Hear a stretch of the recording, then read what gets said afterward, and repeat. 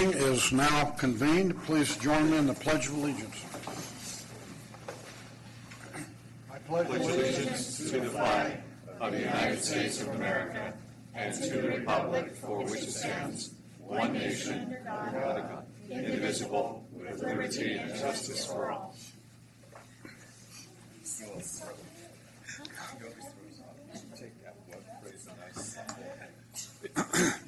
Members of the public are invited to address the authority regarding any item that's not on the agenda.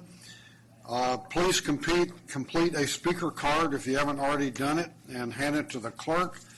I have one card from Bruce Olson.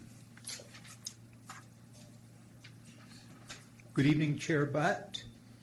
I am Bruce Olson, representing Bike East Bay, the advocacy organization for Contra Costa County and all pedestrians, bicyclists, and transit users.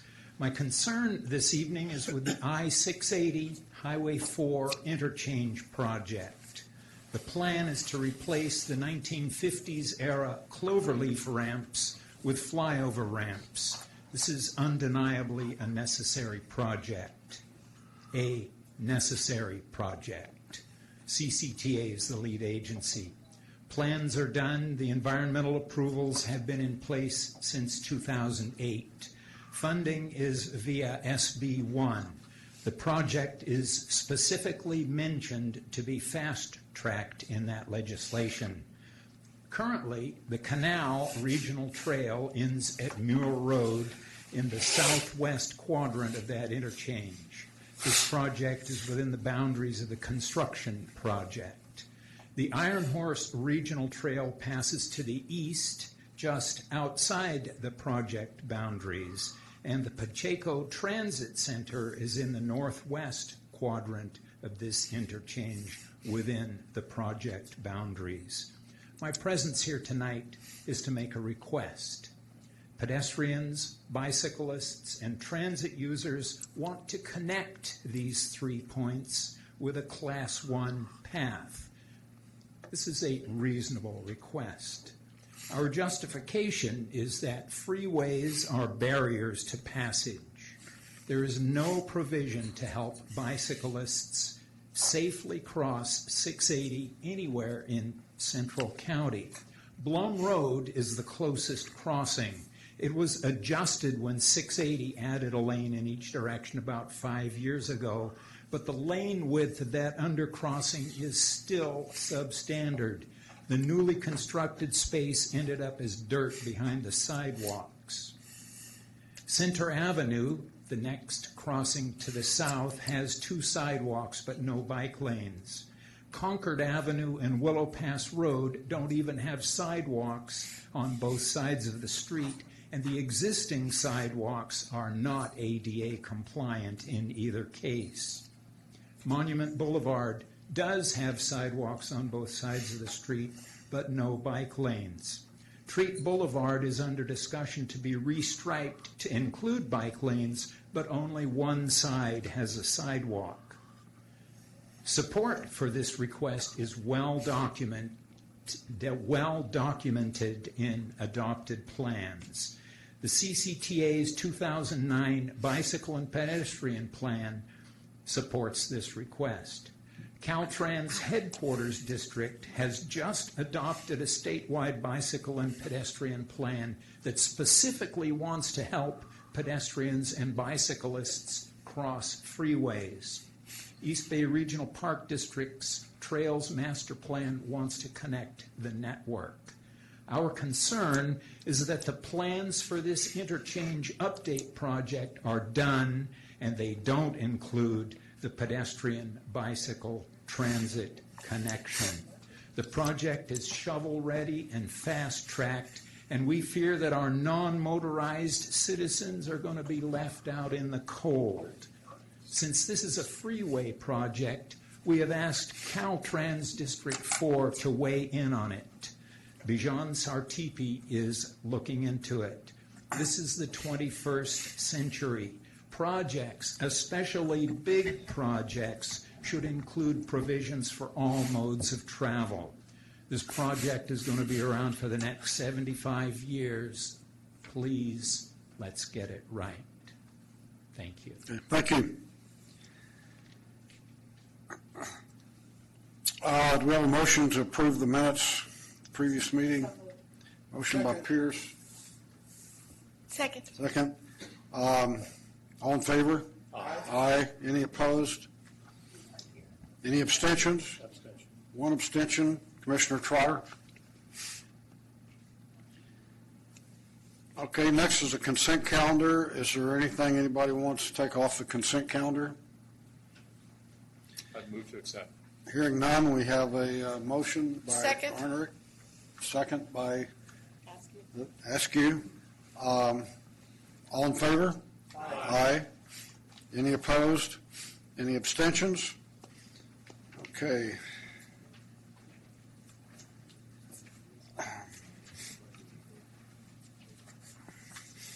That takes us to item 3.1, Contra Costa Bus Operators Update.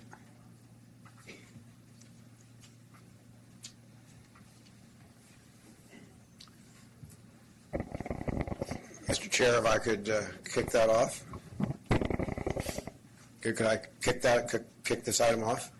D- Could I Oh, begin? isn't it part of the, it was on the consent calendar? Yeah, He wants to introduce. I just want to introduce it. Oh, I'm sorry. Oh, kick it off. Okay. Kick it I off. said Yeah. take. No, not take it off. No. No, you're my guest. All right. I'm sorry. So I appreciate the opportunity to serve as the ex officio representative of the bus operators. And I thought it would be useful for us all, while we didn't have pressing issues regarding bus operators on our agenda, to learn a little bit more about them as I have over the last several months. So the four operators are going to make brief presentations on some of the issues that face them. I'll start out by saying that the four are alike and that they all operate buses. But if you dig much beyond that, they're very different. They're organized differently. They procure their bus services differently. They rely on different mixes of revenue. And so as we think about how to help them become more successful, it behooves us to understand how they're alike and how they're different, and what are the issues that they're facing. And that's really the purpose of this evening's presentation. So I'd like to turn it over to Peter Engel, who's going to provide some general comments, and then we have presentations from each operator. Good evening, Mr. Chairman and Commissioners. In your handout packet, just to let you know, there's some PowerPoint slides. We're not going to do a PowerPoint presentation for you tonight, but you do have some slides that give you some general information about the format of the presentation tonight. We're going to ask the operators to take about 4 or 5 minutes, and each of them give a little talk both about their agency and about topics that we kind of guessed you might be interested in, and kind of give the bus operators' perspective on those. They're each going to kind of cover a topic.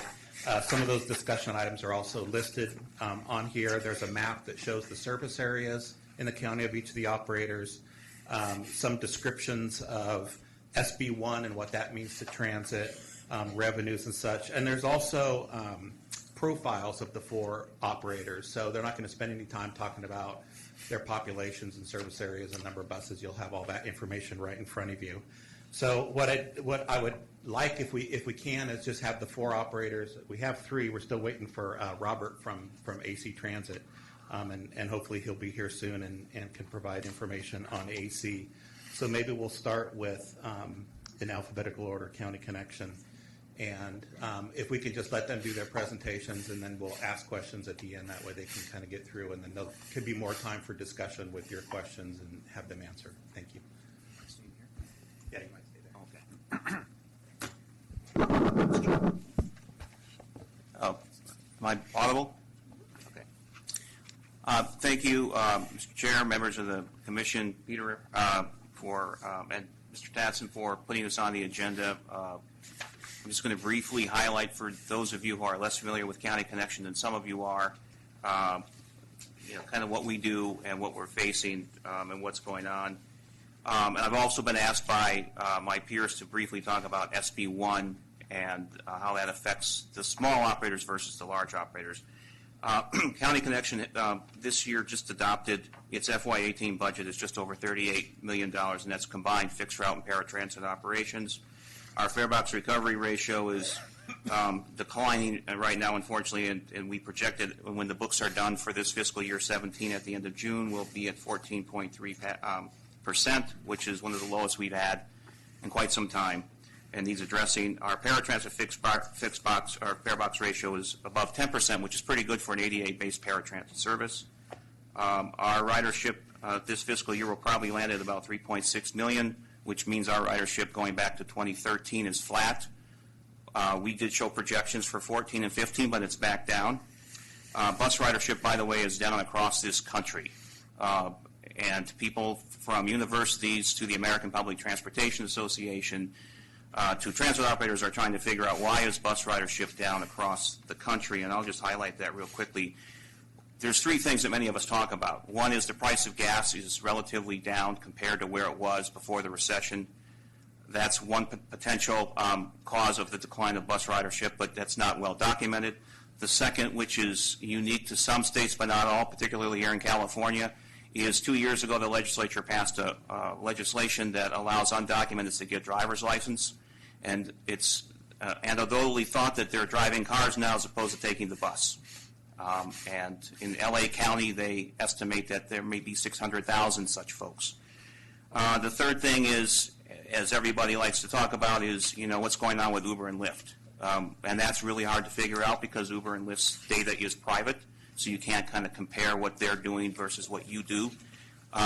San Francisco Muni, their general manager, Ed Reskin, estimates that there's 15,000 Uber and Lyft cars in downtown San Francisco driving around looking for fares every single day, on top of the traffic they already had. Now, I don't think we have that out here, and BART suspects that their declining ridership on the weekends is due in part to Uber and Lyft as well. Carter Mao has a really good presentation on that, but most of the bus agencies cannot document that may be a cause, although our guts tell us that may be the case. Relative to the county connection, the routes that do the best are Route 4, 7, and 5 in Walnut Creek, and the Bishop Branch service between the Walnut Creek BART station and Bishop Branch, and that could be because it's free to the customer. Somebody is picking up for the fare.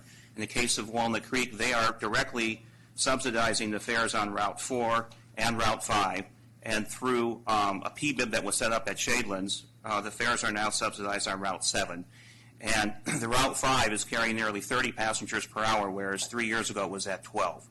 So while our ridership is down system-wide, these routes that are free to the public are picking up a lot of ridership. What else about background? I'm going to move on. So some of the things that we've done recently that we think are pretty good, and we don't know if they're well advertised out there or not, is we now have Wi-Fi in all of our buses.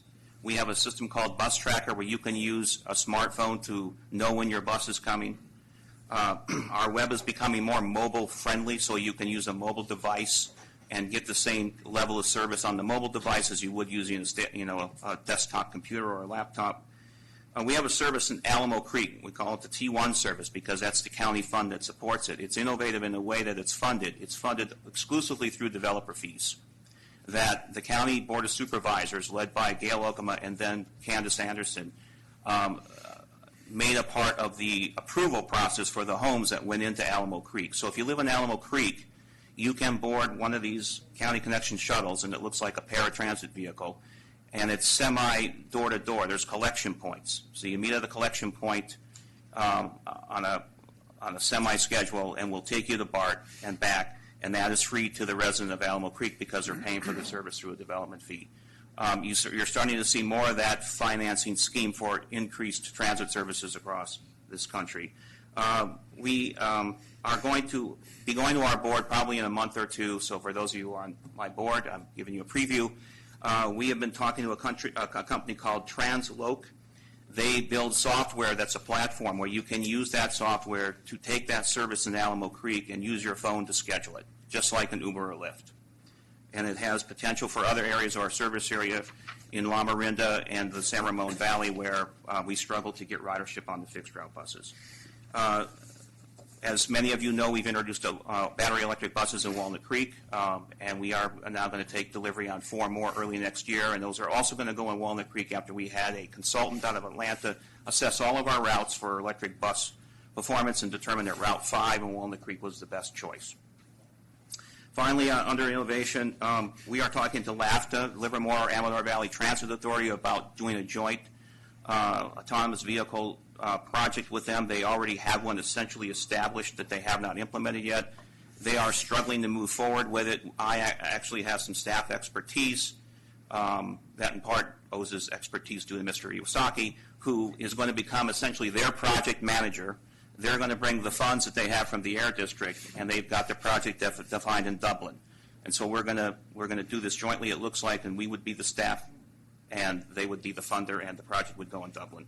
We'll keep you posted as that progresses. There's a lot of hurdles to cross before that actually hits the road, including LAFTA getting their bill passed in the legislature that would allow them to do that. We do face a number of challenges. I'm only going to touch on a few. I think the two most important ones to understand, because they come at cross purposes at a time when the economy is not in bad shape. Our expenses currently are increasing 3.5% per year, and our revenues are only growing at 2.6% per year, per projections from MTC. Particularly shocking to the system in February was MTC's revised TDA projections for Contra Costa County, which are showing very little growth in the next few years in sales tax for Contra Costa County.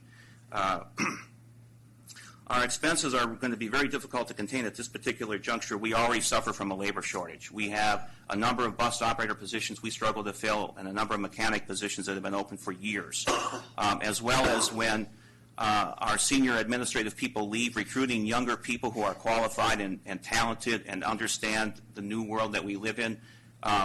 We've had to raise salaries to attract younger people to come in and compete with the world that we compete in now. We had to hire a manager of planning 2 years ago, and the person we offered the job to first said, let me have 3 days to think about it. We offered him what we thought was a competitive salary. He called us back 2 days later saying, I'm going to work for Google Bus. They're offering me more money in stock options in Google. There's no way we can compete with that other than to try to make our workplace more attractive than it is. So those two things are putting financial pressure on us. So we're very interested in what happens with SB1. We were very hopeful that Measure X was going to pass. But let me move on to SB1 and talk about that just for a little bit. So SB1 increases transit money through what's commonly known as the STA, State Transit Assistance Program. And that's divided at the state level into two programs, the revenue-based and the population-based. They're each 50% of the total STA each year. In every area but the Bay Area, the revenue-based funds go to each operator based on the percentage of the statewide revenue that's generated by transit each year on formula, and then each operator receives their population share based on their share of the state's population as calculated by the State Controller's Office. In the Bay Area, MTC receives the population piece, and they have full and sole allocation purview of those funds. They have yet to begin to decide what they want to do with the increase in population-based funds that will come from SB1 to the region. Staff tells me they will begin to work with the commissioners this fall. So I have advised our board we can't put that in our budget yet or our forecast because we don't know what it's going to be. If they use what we call the historical approach, one of Peter's slides will show you that the small and suburban operators receive about 28% of the existing STA population funds. If they apply that same formula, our STA population-based funds will nearly double. And I think that's a fair expectation for us to have, and I think we're going to ask MTC to kind of honor those traditional allocation methods. That leaves MTC with a fair amount of money to play around with for the things that they're interested in. Having said that, they're already under pressure to do some different things from groups like Transform and Spur and other advocacy groups who advocate often for transit improvements within San Francisco and or Oakland. In particular, they're looking to start a means-based fare program where you would offer region-wide a half fare for anybody whose household income is under $200,000 or 200% of the Bay Area's federal poverty level, which I'm told is $56,000 a year in this region. I can tell you I have employees, single mothers who drive buses who are going to qualify for that benefit if that's what the region decides to do. maybe up to 80% of our riders at County Connection will qualify for that benefit. That's a huge loss of fare revenue if that goes through the way they're talking about it. MTC staff doesn't think everybody who's eligible will use it based on experiences in San Francisco. I remain a bit skeptic. So those are the discussions that the region will probably undertake relative to these STA population-based funds. And I think it's important for folks to understand that, because there's a sense that this has given transit a healthy dose of operating revenue. And indeed it has. It's just in our region we do things a little bit differently than the rest of the state. And the small operators have become heavily dependent on these STA population-based funds over the past years. The other issue that's out there relative to SB1 that will put pressure on the region is Clipper. I serve on the Clipper Executive Committee, and we are grappling with how to pay for the capital cost of what's called Clipper 2. It will replace the Clipper equipment that's on the buses and VAR cars today. That equipment is using 1995 technology. It's not even an account-based system. So we are talking about an account-based system. Will we have a system where in 2025 you can use your smartphone to board a bus or a BART car? What kinds of options are out there? And the more you look at things and the more you try to grapple with it, the more expensive this becomes. And trying to get a bunch of operators in MTC to agree on an approach is costing us in and of itself. So there's going to be pressures brought to bear from that program as well. And then there's the region's need to grapple with a possible mandate from the CARB, the Air Resources Board out of Sacramento, which may mandate future purchases of battery electric buses or fuel cell buses. Right now, those cost more than diesel or CNG buses. And MTC is thinking about trying to get out in front of that and perhaps using these funds as a way to bridge those cost gaps in those buses. So that's kind of an overview of what we're facing. If you have any questions, I'd be glad to answer those as best I can. Don Tatson asked each of us to kind of throw out what can 2CTA do to help us be more successful. And number one on my list would be go for the measure again. If that measure had passed, we'd be talking a different story with you tonight at County Connection. Secondly is, for County Connection, we seek to work even closer with this agency. I think as we look at modern transportation systems, and the more I get to know Randy Iwasaki, the more we have to gain by working together and getting involved in things early and figuring things out. Because it's going to change from a traditional 40-foot bus in every place to something we don't quite know yet.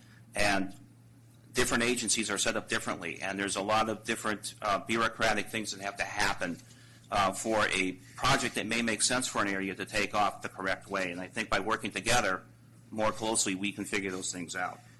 And then the final thing is continue, please, to work with us on Bus on Shoulder for the 680 corridor. I think it's our only reasonable option in the near term in terms of doing something to improve transit connections in that corridor. I drove up from Fremont today at 2 o'clock in the afternoon. I don't know how people leave there at 5 and go home. At 2 o'clock was enough for me. And I'm afraid that when the HOV lanes become hot lanes, they will be used up by folks that can afford to pay that fare to use that lane, and our buses are not going to have any time advantage that go to Bishop Branch. And with that, I'll end it there. Thank you. Any questions? Okay. We have one. I know bus operators are used to using route numbers. I'm assuming either 4 or 5 is the trolley. What's the other one that's free? Thank you. Yeah. I should know these things. Well, nobody should really have to know that. I should be explaining it to you. Route 5 goes from Walnut Creek Park to Creekside in South Walnut Creek. And one of the reasons that route's also successful in an interesting place to put an electric bus is millennials live in those apartment buildings and they use transit. And we're getting great ridership down there right now. So 4 is the downtown. It's the downtown trolley, and the 5 is between Creekside and BART, and then the 7 goes out to Shadelands from Pleasant Hill BART. Okay. Who's next? Good evening. I'm Jeannie Krieg. I represent Tri-Delta Transit, which is the bus operator in eastern Contra Costa County, 225 square miles. That includes the cities of Pittsburgh, Antioch, Oakley, and Brentwood, the town that Mayor Taylor made famous. Infamous.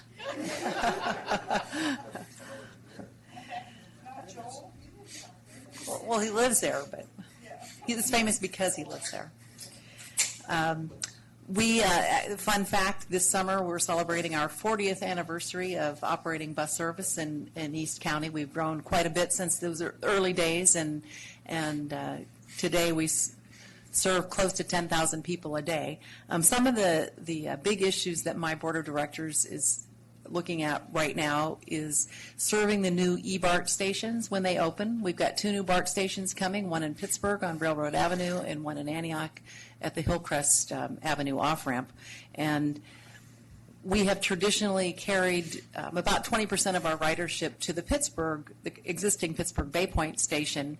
And when the 2 new BART stations open, we anticipate that will change the way our passengers travel in East County. So we're ready to go. As soon as those BART stations open, we're going to change our route structure to serve those stations.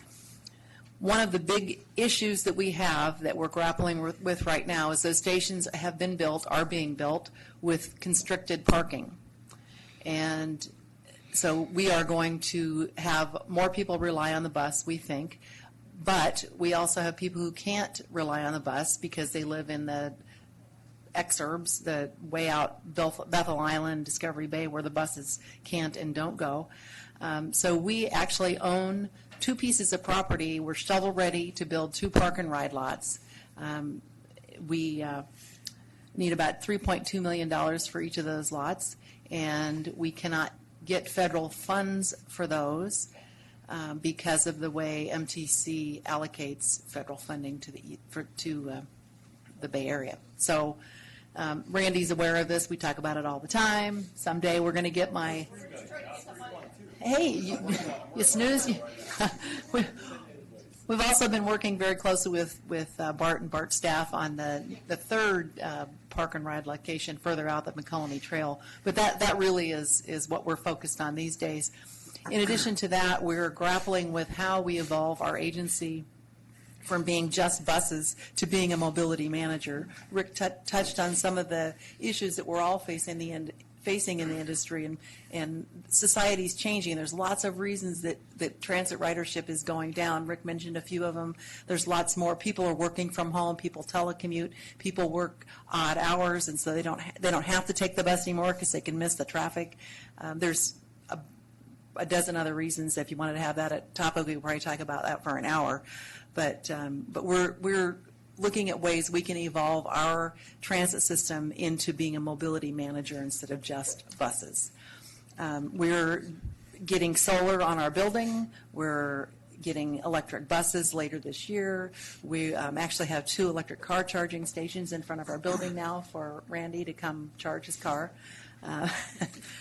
So we've got lots of exciting projects going in and anticipate the future to be very bright. Eastern Contra Costa County is one of the last affordable places to live in the county, in the whole of the Bay Area. So we've got a lot of vibrant growth going on out there and a lot of people moving out there that are interested in taking public transportation or the other options that we may be able to offer. And the topic that I was assigned, and I'm just going to go over this real quickly, I prepared some comments to talk about cost containment by the bus operators, and I have about 2 minutes worth of material to give you, and I want to make sure that I convey it to you, so I'm going to go ahead and refer to my notes now. As we've talked about, transit operating costs have been increasing faster than funding over the last several decades. And when economic growth was vibrant and we were, everybody was making lots of money, that was okay because our increasing sales increased the sales tax related revenue that transit was receiving, and so it was kind of hiding those escalating costs. But during that Great Recession that we all endured, the sales tax-based transit operating fund sources dropped substantially. And the only way that many transit agencies were able to adapt to that was to cut routes. And for lots of transit agencies, that was a very difficult time. We were in the fortunate position that we didn't have to cut back in East County, but I know many agencies did across the Bay Area.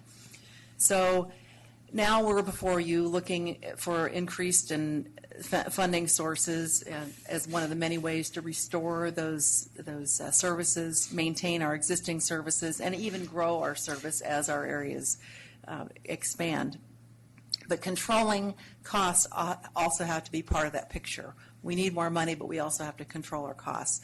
And so the Contra Costa County operators, we've been working together on this since last century, the early 1990s. When I started at Tri-Delta Transit, we used to meet and talk about, we worked on maps, county maps.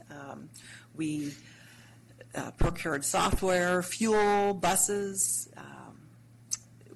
We operate cost-sharing routes that go across the country, the county, and lots of other projects that we've worked together for many, many years to save money. We continue to work within our agencies to creatively manage and control our costs. So to guide us with cost containment, MTC adopted programs designed to improve operators' financial positions. The Transit Sustainability Project and the Transit Performance Initiative resulted in MTC's efforts. Transit agencies were incentivized to refocus their planning and operating efforts on increasing service efficiencies and holding the line on costs. The larger operators, like AC Transit, were directed to reduce per unit cost of service by 5% over 5 years. The small operators, however, were directed to develop their own TPI projects unique to our service areas that would accomplish the same goals of that program. So we've been working together, and the bus operators in Contra Costa County developed some projects that include, there were many more, but the most interesting ones were we've been partnering, and we continue to partner, and will continue to partner in the future with the new services provided by the transportation network companies, Uber, Lyft, and some of the others. We also are providing subsidized taxi services for specific markets. We've all incorporated Clipper Fare Medium into our systems for simpler and less expensive handling of fares.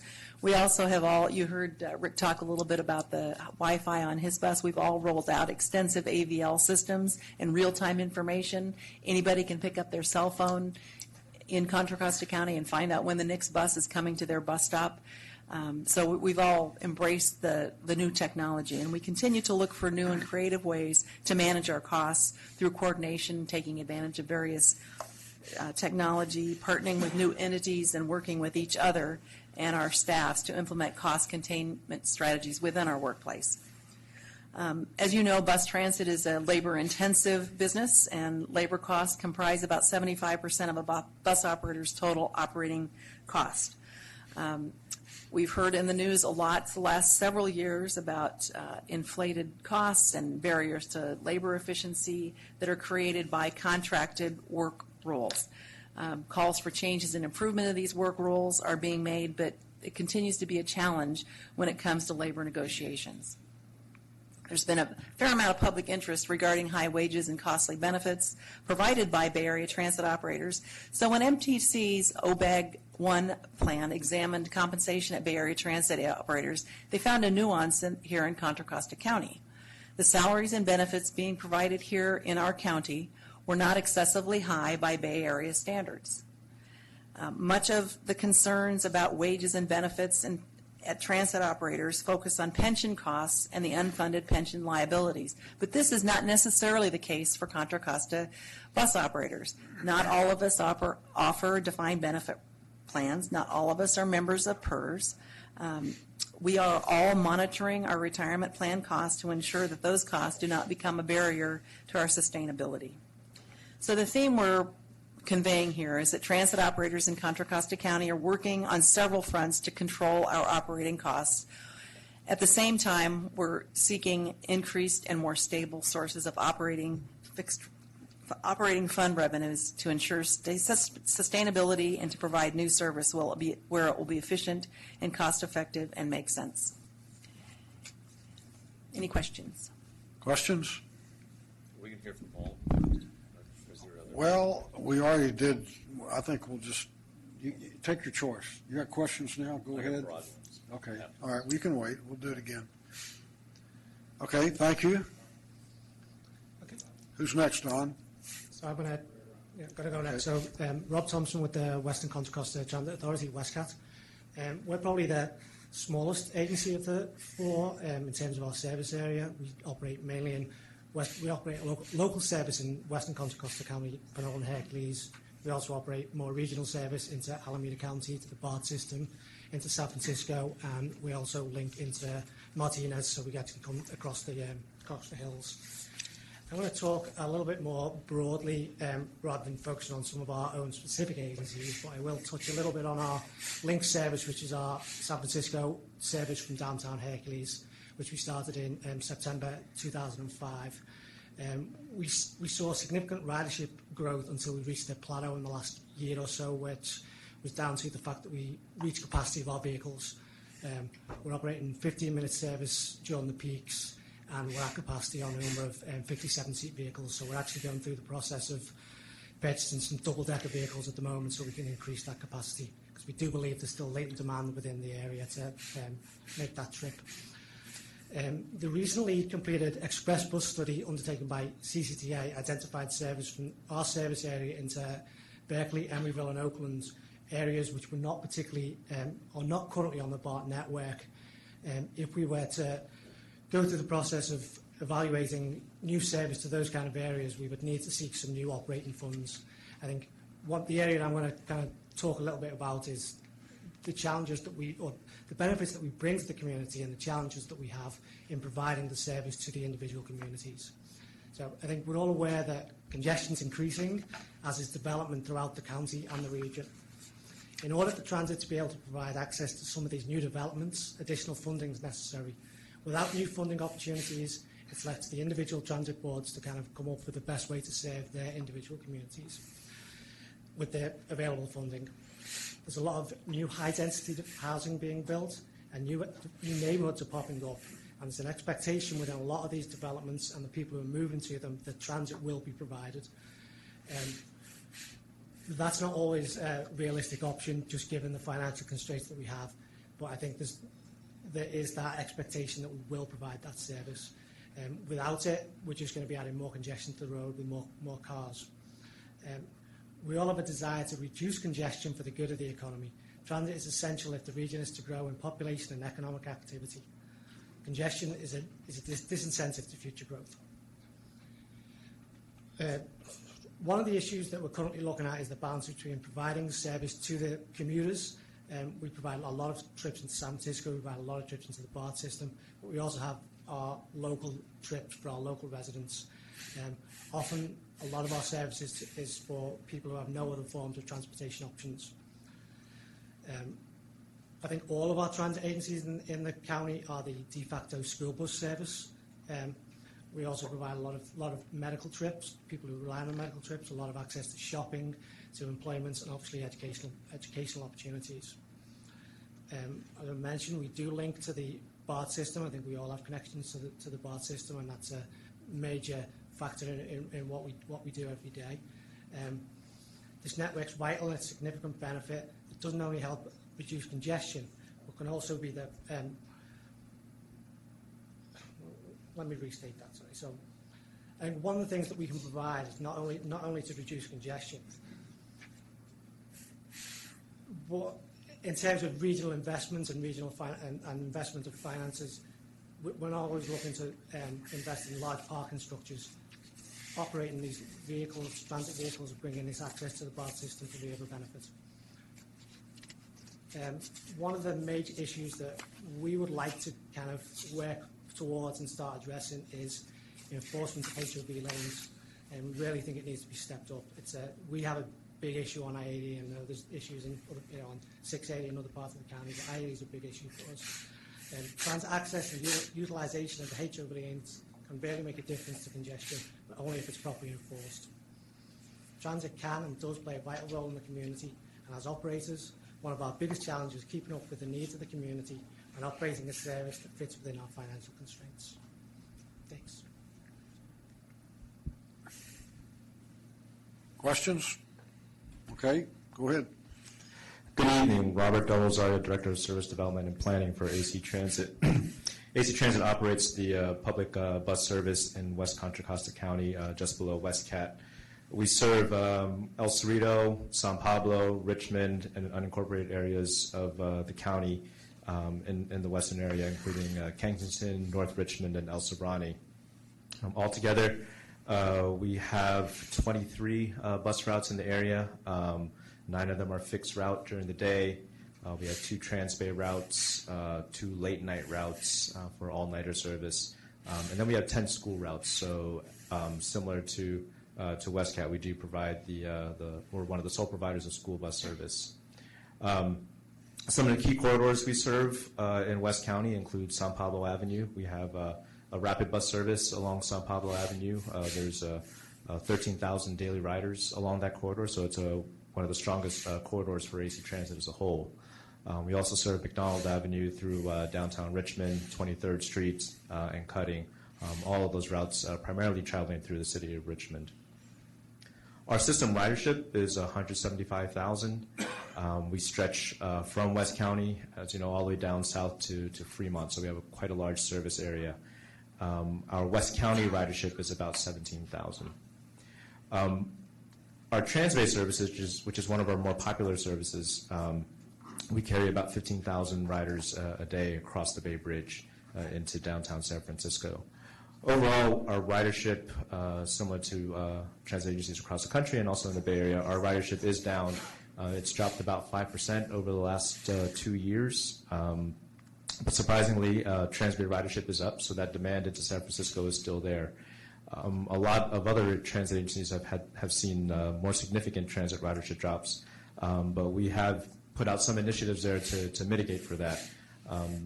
First, we put out a comprehensive operations analysis, so that's looking at all of our routes and seeing how they can be more productive. We received $24 million in operating revenue from the Alameda County Transportation Commission, and that allowed us to put in a number of service improvements over the last 18 months. That has minimized our ridership drop, but also has increased the amount of service out there. We're doing the same for Transbay, so we'll be putting out a comprehensive operations analysis for Transbay service. And really the key there is how can we maximize our resources. We're seeing overcrowding on many of those Transbay routes, people getting passed up along San Pablo Avenue and parts of West County, but also in our other areas. So how can we try to minimize that given our resources? We're also looking at double-decker buses. AC Transit and WestCat are in a program together for procurement of double-decker buses to really increase that capacity.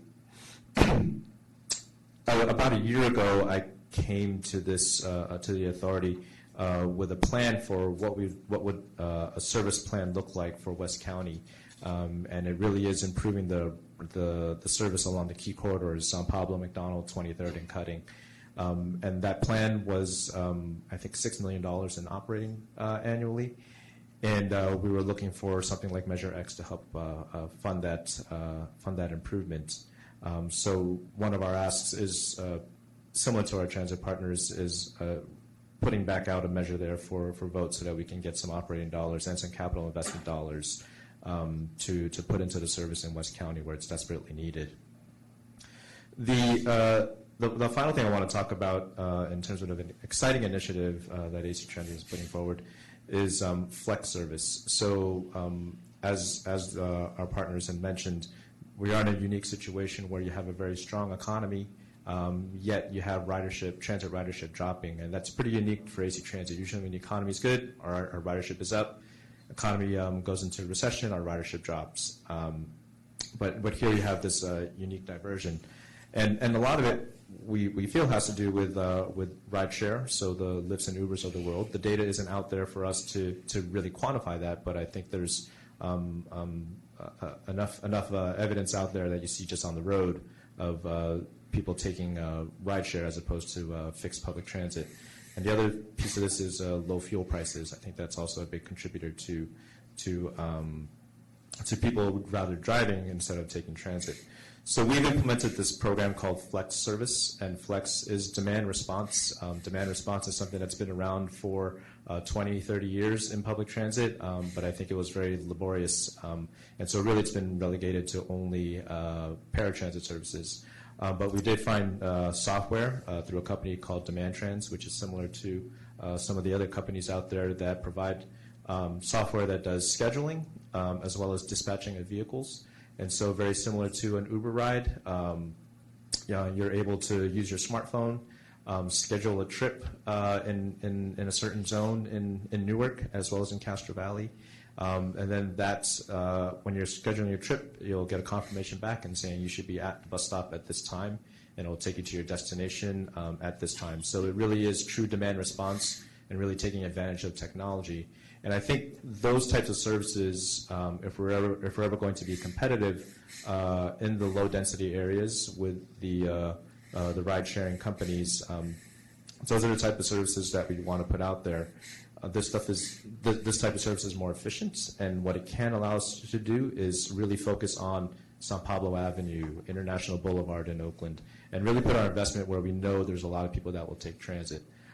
So we're constantly struggling with this issue of low ridership, but I think there's a lot of innovation out there that'll at least give us a viable product out there.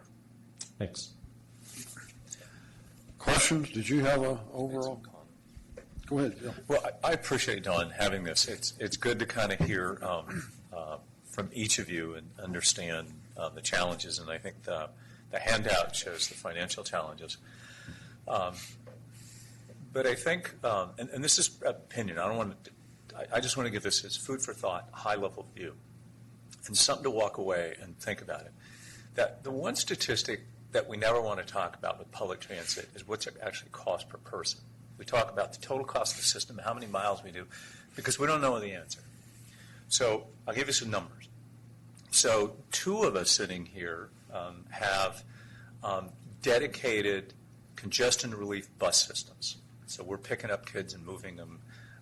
They run about $2.25 per trip. Google and all of them, it's about $4.25 to $4.50. Of you guys sitting there, most of you are $6 to $8, $9. So while we say, gosh, Google's the one ruining us, well, guess what? Their buses are full and they got all the drivers they need. So that story's over. Are they going to expand? Yeah, they'll expand. But the big shift, because we were losing drivers in our systems, and now we're not. Now we got excess drivers because those jobs are all full. But we ought to start to think about buses in a higher level view in a different way. Why are the Google buses? Why are the Genentech? All of those dedicated buses. Well, first of all, they're running on dedicated routes, captive audience, but they're going to run them because they know where their employees live. So they do a survey and they provide a network system that's customized to that. And obviously, in our bus service in public, we're running routes that there's nobody on, and it costs $25 to $30 a person every time they get in that bus. We ought to start to think about those costs in that way, because while we can say, oh, well, we're not doing well, our costs are going up, but yet we're not paying as much as those other agencies, and their costs are cheaper. We need to think about buses, I think, personally, because you can see in other parts of the world. I just visited another country, and I have to tell you, when you see their buses, all the buses are full. There's a culture there. And in our 2 agencies, and particularly in Danville, San Ramon, we did surveys, and the parents said, we'll never ride a bus. We'll never put that. It's terrible. We want to do that. So we have waiting lists to get on our bus system. Because we figured out a way to provide a service. We figured out to do it cost-effective. We figured out to provide something that people want. And, yeah, we have some runs that aren't completely perfect. But by and large, if we had more money and a way to capitalize it, we'd put more buses out there. I just think, as much as we talk about bus innovation, a new electric bus is cool, but it doesn't get people on there. You know, Wi-Fi and those things, that's why when you get on a Genentech bus, people get on it because you walk in the door, it's a regular bus, but you can work and do all the things you want to do on there while you're going to work. But it's customized in a way, and I think we have to give some new thought. Why are bus systems successful, no matter, even though they're not apples and apples, they're apple and oranges? Why do they work in some places? It's culture, it's the service routes, but I think we have to reinvent ourselves in a way. We're really hanging on to a system that we've had for a long time. Because I heard AC Transit when I used to go to meetings, when my firm, our company's offices were in Berkeley and then to Oakland, I heard those same things we were talking about 30 and 40 years ago. I started a company in 1978, and we're all talking, well, we got to get people on. We don't have a lot of people. It's the same story. But yet we've had all these new bus systems that have come up and pulled a lot of riders away, and they're really successful. The next thing we need to hear is, why are they successful? What are the things we can learn from that? How can we model and retool ourselves in a way to capture some of that? Clearly, we're going to have runs that aren't going to be successful because we got to provide some level of service. But I think it would be an interesting discussion, and I hope that we can figure out a form and a way to do that, because there's a lot of really successful systems, but the mainstay ones are not successful, and they're really doing the same stories that we heard 20 and 30 years ago. That's just a comment. Amy? Go ahead. Okay. Either way, go ahead. Go ahead, Lil. You go ahead. I'm going to go. Madam. I'm going to kind of defend the bus systems that we're talking, because I heard they aren't trying to keep the same paradigm going, that they're all trying everything that they can. They're trying to identify the competition that's pulling the ridership away. They're trying to find out new ways to address the issues. Google definitely doesn't have to worry about keeping the bus system running during the middle of the day when people need to get from home to doctor and things like that. There is a completely different set of rules for this public transportation, and I heard that they are working their, I'm trying to find a bus analogy, motors off, to try and find ways to do it. And it's harder to do because everybody else got to start from new today. They have to keep enough of what's going to meet expectations. Some of what I hear is that we have to change the culture so that people will get on the flippin' bus. And I'm going to say that Walnut Creek did it. Admittedly, we're paying their full bore, but the more people ride the bus, the more they know they are not going to die. And the more they know that it's die, yes. Correct. or get right, or getting mugged, or whatever, the more they get confident that the system will actually support what they need. I appreciate that you do need to move the paradigm. I'm defending them that I heard they were trying their damnedest. Who wants to follow that? Amy? I will. I'd love to follow. Love to follow well. First of all, echo what you said about looking at the efforts of the bus companies to, in fact, to innovate. And when you look at the real-time transit information, the Clipper card, all those things where you can see, and also the next generation. I think that the millennials love buses because for them it's much more attractive than their decades of being strapped into a car seat, and they look at buses as kind of this great liberation. And you mentioned the operator. You all provide school transit. You provide Lifeline Transit, Transpay Transit. I've had the pleasure of going on one of the AC demo double-decker buses across the Bay Bridge, and I'm anxiously waiting for those. I think the other thing that's really important that we can do to help the bus operators is also to make sure the corridors move. I mean, that's one of the things about the express lanes is making sure that the buses have, especially in the commuting, they have corridors that work efficiently. So one thing I wanted to ask you about is what's the latest in terms of connectivity, the last mile. We think of, Contra Costa is the largest county that exports people that work in other counties. So they're looking at going from, say, County Connection route to BART, to commuting a longer distance. Can you talk a little bit about what each of you is doing to ensure that there is real-time connections from BART, from your operations to BART, and vice versa, the coordination of the times? Well, we're working with Randy and PATH at UC Berkeley on a demonstration program, and I always get the acronym wrong. IDTO. What does that stand for? I don't.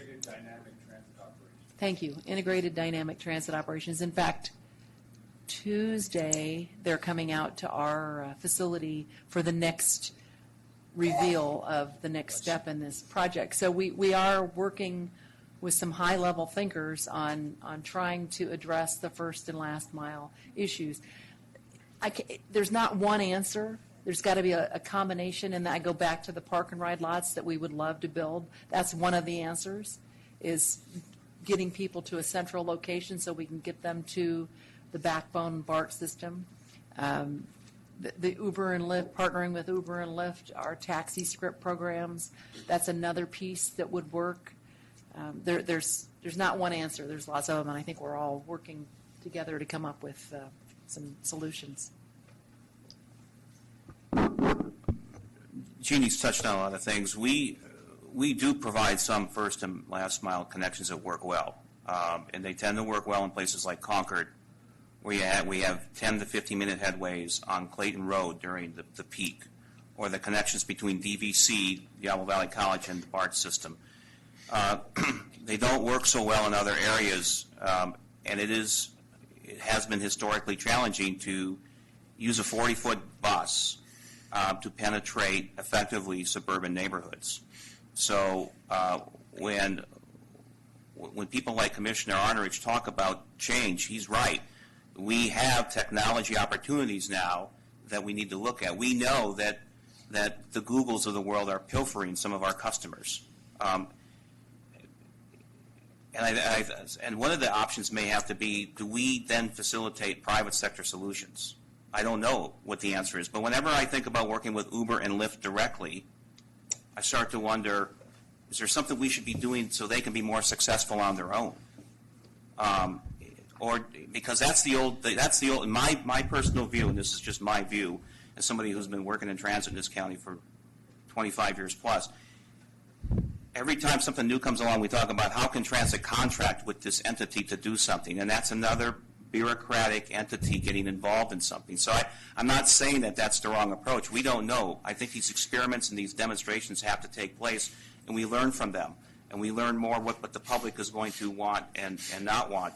But I can tell you it has changed a great deal. When I was just responsible for planning the county connection in the mid-'90s, I was talking to MTC staff about raising, they were talking about congested pricing on the Bay Bridge back in the mid-'90s. That first proposal went down in flames, and they were going to give county connection money to operate what they called first and last mile shuttles from places in central county to BART with those bridge tolls. When they revisited at MTC the congestion pricing 5-10 years later, that idea was off the table because there were new options already out there, and this is pre-Uber Lyft days. We have tried experiments at County Connection with first and last mile. We did something in South Walnut Creek many years ago that Caltrans funded. It was a quasi-on-demand shuttle, and we had a chicken and egg thing. How long do we keep the van in the neighborhood to get it full to make it productive versus how quickly people wanted to go to the BART? And if you were the first person on that van and you rode around the neighborhood to get 2 or 3 other people, you were calling our customer service department. Why did it do that? Why didn't it go straight to BART after I got on? So these are things we've been grappling with for a long time, and I think we know a little bit more now than we have. But I think the technological improvements that are rapidly happening offer a lot of interesting opportunities that we have not yet quite seen exactly how they're going to play out. But I think that's the ultimate solution is technology. I'll maybe just add two things that we've noticed. We do have a pretty successful park and ride lot, which we have a lot of express service that leaves from.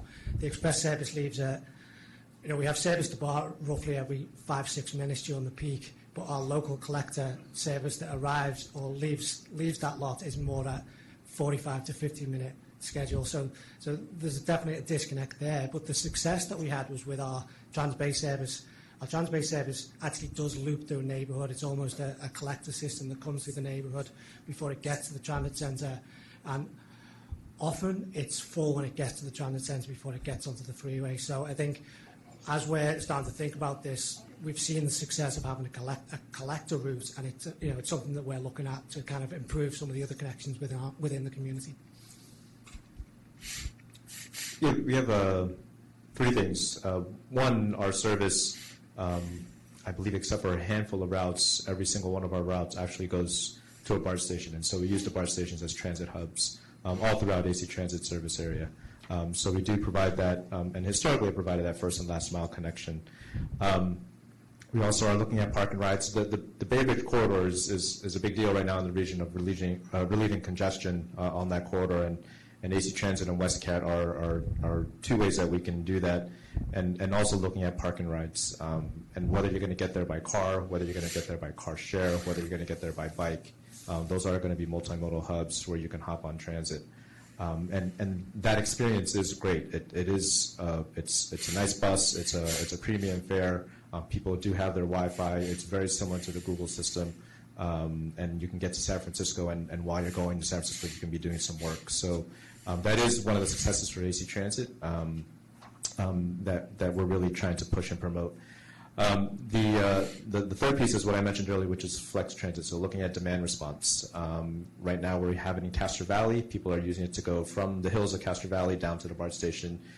In Newark, there's a couple of tech companies out by the shore, and they're using the service to go from their place of work over to the BART stations.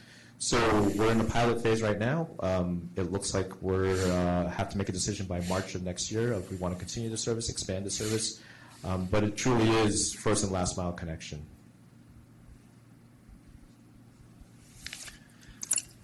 Okay, I have two speakers. The first is Kenji Yamada.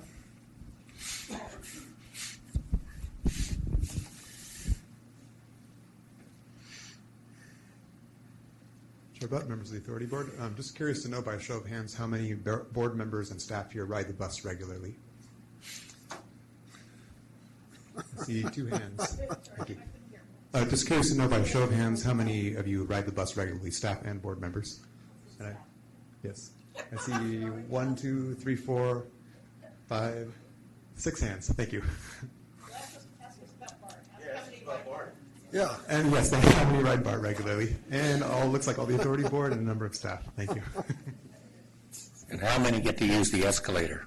None. At the stations I go to, the escalators work. It's good for you. It's good for you. Hey, Dave, right? 169 pounds. I take the stairs. You know what I looked like a year ago, so. Next speaker, Claire Linder.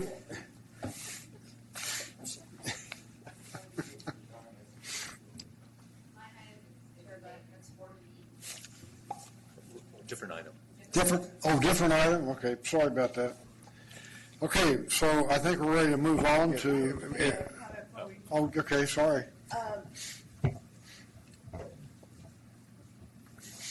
I actually always take the bus and BART. I mean, don't even have a driver's license. There are certain things I find that make the systems easy to use, and other things just frustrate me up the yin-yang. And one of the things that I find that frustrates me greatly is actually Clipper. I think Clipper sucks because Clipper has been around forever, and it's still not even implemented on all the buses. You know, all the transit systems don't yet use it. You can't try and buy a Clipper card. Try and figure out where to buy a Clipper card. You can't. These are really basic things.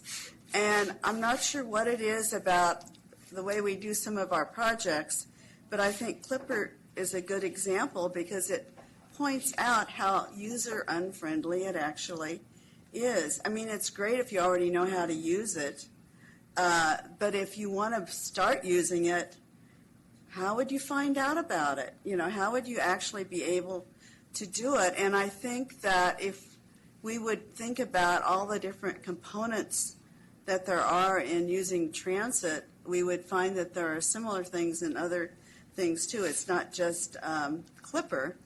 But, I mean, I still can't, on an AC Transit bus, reliably use Clipper because they didn't put in the special Clipper mechanisms on all the buses. So guess what? I have a Clipper card. I can't use it on an AC bus. So I have a little paper sticker that I have on it that I have to get every month. I have to figure out where I can get it.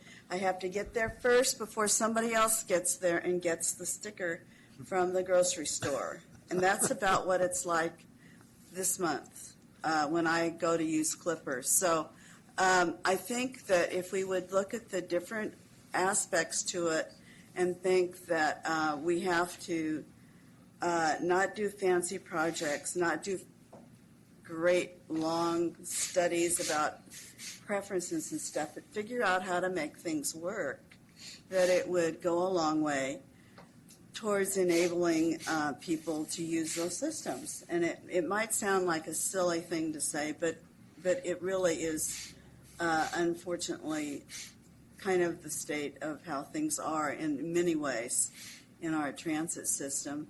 Some of the things work, on the surface work really well. The things like the NextBus system, NextBus being, I don't know if it's how far around it's spread, but it tells you when the bus is actually going to come. That is invaluable because, even if it says it's 20 minutes, and you can go off and go get an ice cream or go pay a bill or do whatever it is you might want to do that you can now do because the bus isn't going to come. But if you don't know when the bus is going to come, then you got to wait for it. And that's the time it'll be 30 minutes or something. So I think that looking at what's important to riders, like those kinds of things, would help a lot. And the fact that it's this much per rider or that much per rider, or a lot of these other factors, they have nothing to do with riders. That has to do with some agency and how much it's paying for something. So anyway, I'll just stop there, but I hope I'm spreading my concept. Don? Well, I just wanted to say thank you for putting us on the agenda and allowing us to speak. I know a lot of you serve on one of the agencies, but hopefully you learn a little more about the one you serve on, but also learn about the other three where you don't serve. One of the things that comes across to me is that people will ride the bus when there's an advantage to them. Sure. And, right, but that's obvious, but the advantage can come in different ways. It can be, we offer free fares. It's easy to use it. There's a savings in transit time. There's frequent reliable service, whatever it is. But the other thing that the bus operators do now, and if you look at the service profiles about the hours of operation, we wind up serving off-peak periods. And with by and large, the same bus we use during the peak period. So, stepping out in front of my colleagues here, one of the things we have to continue to do is to analyze how we can change some of that. And we may have to do some things that are dramatically different and out of the way of thinking about how bus operations have been run historically. And when we talk about what can the authority do for us, that may require support for legislation to give us some more flexibility. It may require using our influence with MTC. And it may involve us asking the authority to work with us on opportunities to test out technology at Government Station. So again, thank you. We'll come back from time to time as issues arise, and appreciate the time. Thank you. Okay, anyone else? Okay, thank you much. That was very interesting.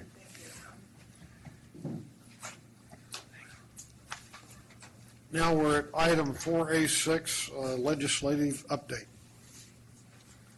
Commissioners, I'll take this. Lindsay's still on maternity leave. I have 400 pictures of little Noah. The latest, we could actually go through another hour on just her pictures.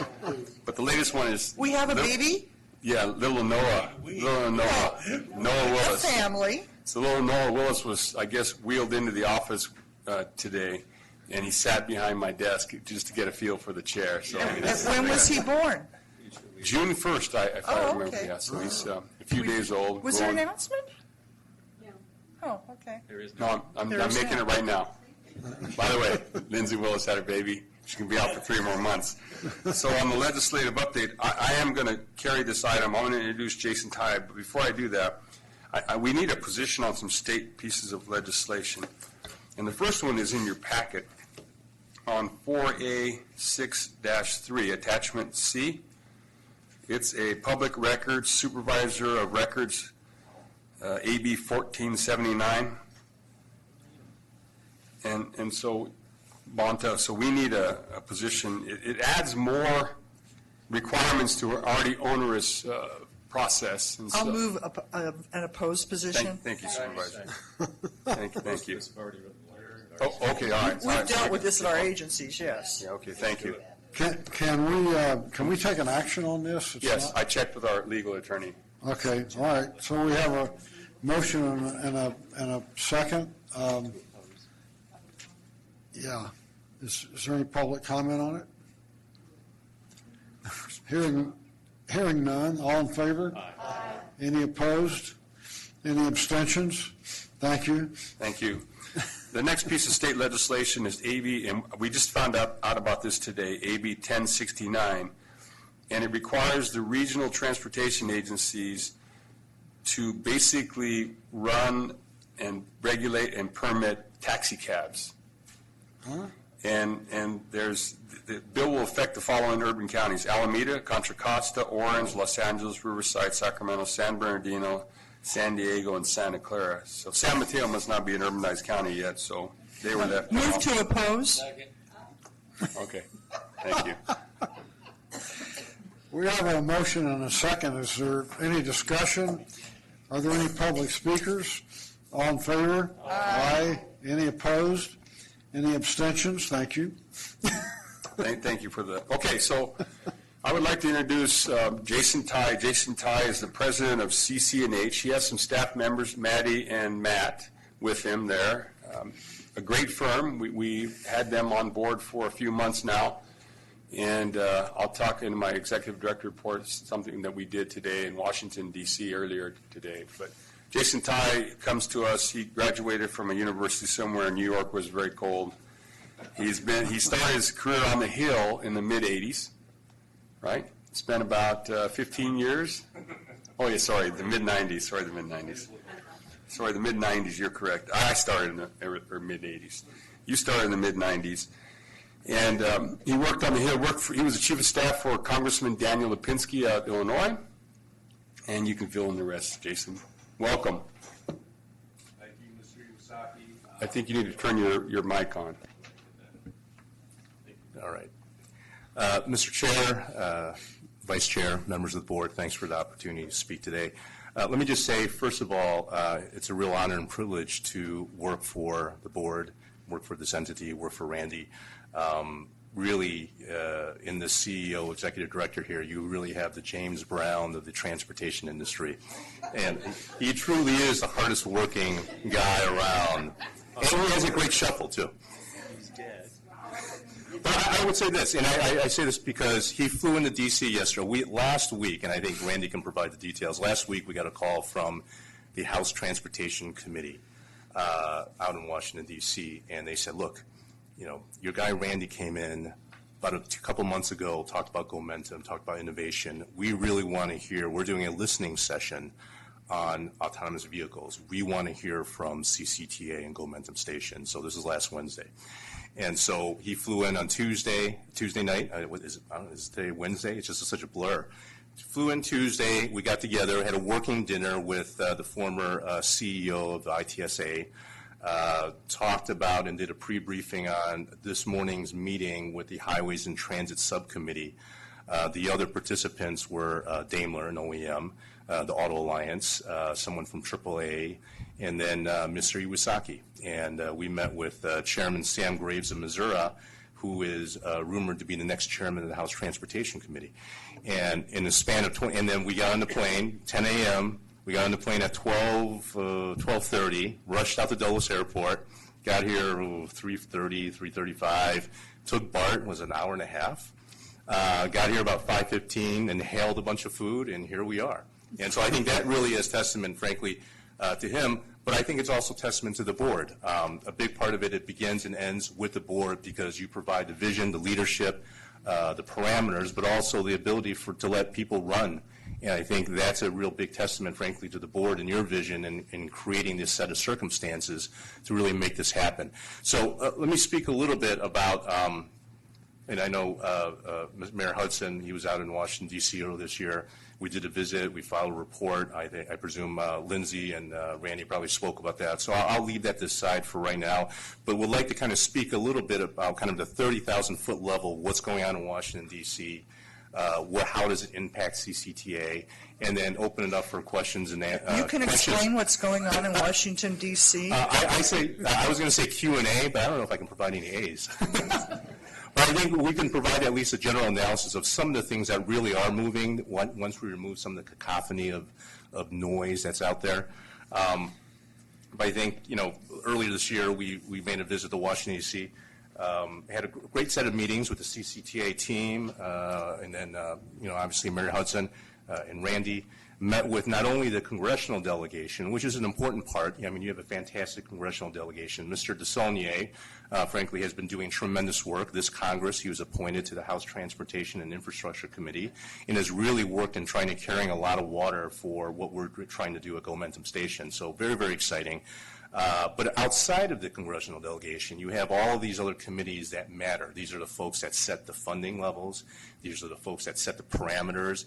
These are the folks that write the laws outside of the delegation. These are the chairs of the committees, the committee staff.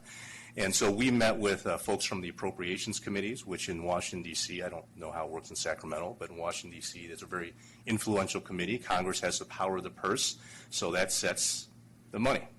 And that's kind of the beginning and end of it all. Then we also met with a number of committees on the authorization side. This would be the Senate Commerce Committee, the House Transportation Committee, and we touched upon a number of our stakeholders, such as Uber, Honda, and Acura. We also did a number of meetings with USDOT and DOE, which I know Mayor Hudson had a number of great points that he raised. But let's speak a little bit about kind of what's going on right now. And as I mentioned jokingly, don't know if we can provide any answers, but I think we can provide some general trends of what's happening and at least what matters to CCTA.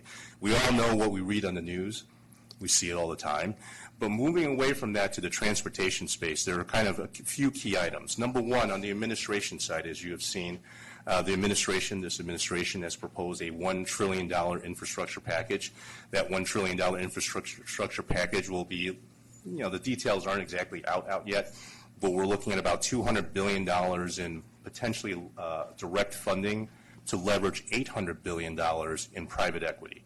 So this is private spending. This will likely take the form of these P3 projects, which you've seen all across the country and all across the world. That's what the administration has proposed. They are also moving on a number of different fronts in terms of regulatory reform. I know Mr. Iwasaki and the team have looked at some of the regulatory reform initiatives that are out there and how you can expedite and make projects move more effectively and more efficiently at a reduced cost. So those are very exciting things.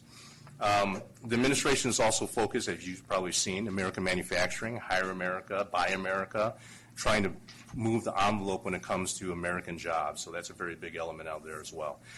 Now, at the end of the day, the administration may propose, but Congress will have to dispose in a good way, most likely. So the items that will probably move in the administration on the congressional side falls in a couple of different larger categories. Number one, the authorization process will largely rest upon the reauthorization of the FAA, the Federal Aviation Administration. That's Aviation Trust Fund funded, which is funded by gas taxes and a number of different user fees assessed. One large component, to the extent that folks are interested, is the passenger facility charge, which all airports assess. That's up to $4.50, I believe, for every passenger. There's an element there that's going to be driven. In fact, next Tuesday, the House Transportation Committee will be marking up that legislation. So that's kind of the larger kind of authorization measure that's really going to move. But what's going to move, which will likely move, will be some budget. Now, whether that's a continuing resolution that will fund the government at a certain level, which is the previous baseline year, or it could be some sort of omnibus package. As you may have seen, probably February or March, I believe, The administration signed the omnibus appropriations bill to fund the rest of FY 2017. That includes $500 million for the USDOT Tiger Grant program, which can be utilized for a number of multimodal projects. That also incorporates about $800 to $900 million for the USDOT Fastlane Grant program, primarily for freight improvement projects to improve, well, freight transportation. Congress has now started working on the FY 2018 budget, which would begin October 1 of this year. There's been some discussion that the appropriations package will rest, generally speaking, Congress will pass about 13 individual appropriation packages, kind of roll them up. What they're talking about this time, at least in the House side, just given that there's only 20 to 30 legislative days before the end of this, fiscal year, or before the August recess, rather, they're looking at moving a large package of omnibus packages, omnibus funding bills. Now, what matters to CCTA will be the USDOT funding program. Now, most of that funding will be highway trust funds, so that's already authorized. That's 5 to 6 years. The monies are already flowing, contingent upon an obligation limitation that the Appropriations Committee has to pass. But what matters in terms of what we're trying to pursue, and I'll jump real quickly to Gomentum real briefly, is that we are working with members in our congressional delegation, including Leader Pelosi, to carve out a $25 million pot out of the USDOT Federal Highway R&D program to help pay for autonomous vehicle test facilities, and frankly, Gomentum stations ahead of the pack. In the world, as you may recall, in a world where we have no earmarks, the best way to create something is to create a program or to create a set-aside of a program. Earmarks are prohibited by far and large, both in the House and Senate. So that is kind of the items that are moving on the transportation side in Congress. There's also obviously the Trump administration proposal for a $1 trillion infrastructure package. That's also going to take up some bandwidth. As you've seen, the Senate is a lot of flurry of activities, the repeal of Obamacare. You also have tax reform. That's a measure that apparently is getting a lot more traction nowadays. So there's a tax package that may come out of the House, may come out of the Senate. There's going to be something moving in that front. But that is, and then you have a number of nominees that, frankly, the administration still needs to get approved by the Senate. So the confirmation process is still moving. So you factor all of these things in, there's a lot of stuff going on. But in terms of the things that matter to us, it will be the budget. And that's the one thing that Congress will need to pass either as a continuing resolution or as some series of appropriation bills. And for us, what matters is the USDOT funding package, and potentially DOE. In Mayor Hudson, we can follow up on that a little bit more. Gomentum Station, want to speak real briefly about that and touch upon that. I worked, I think as Randy mentioned, I'll elaborate just a little bit, and our team, CCH, we have Maddie and Matt here, as Randy mentioned. Our firm was started in 1982. So I worked on the Hill for about 12, 13 years as the chief of staff to a couple of members on the House Transportation Committee on the minority Democratic side. Spent a stint as a director of Illinois DOT. Unfortunately, I was not able to break the glass ceiling because California is much more progressive. You have a great former director there, secretary. But the things that really drive our firm are things that are neat, cool, and innovative. When I was in the Hill, you have a lot of folks coming in. The last transportation package I worked on, it was about $300 billion. Everyone's coming in. Oh, I need it. I have the best thing since sliced bread. I have the best sliced bread in the world. It's whole wheat, probably. And to say we need a fund that $5 million or $50 million or $1 billion. But what really sets so I think we have a different perspective on things because you folks are working so hard on a day in, day out basis. But truly what is happening here at CCTA, certainly under the board's leadership, under Randy's leadership and the team, what you're doing with Gomentum is truly, truly innovative. Now, we represent outside of, a number of different transit agencies across the country, Alaska, Texas, Illinois, New York. In the Bay Area, we also represent Tesla and Uber on policy consulting. But what CCTA is doing is truly ahead of the pack. And then I think the hearing that we had today where Randy spoke, everyone else kind of said the same thing. But when Randy spoke, people listened because he's a practitioner, he understands what's going on, but also they can really understand the board's leadership in helping make that happen. So wanted to touch real briefly on some of the autonomous vehicle legislation that is going on there.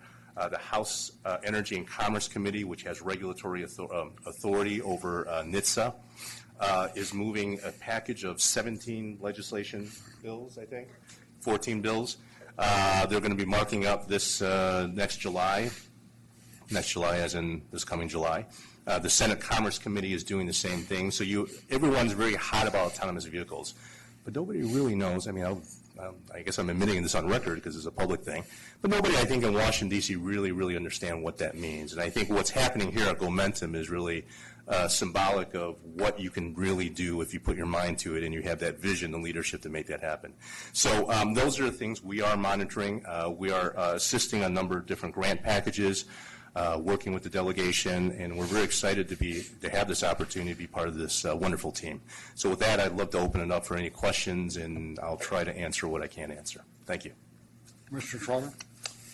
I just want to say thank you for the report about what's going on in Washington, and apropos of your comments about our great executive director, I think we should all listen to this.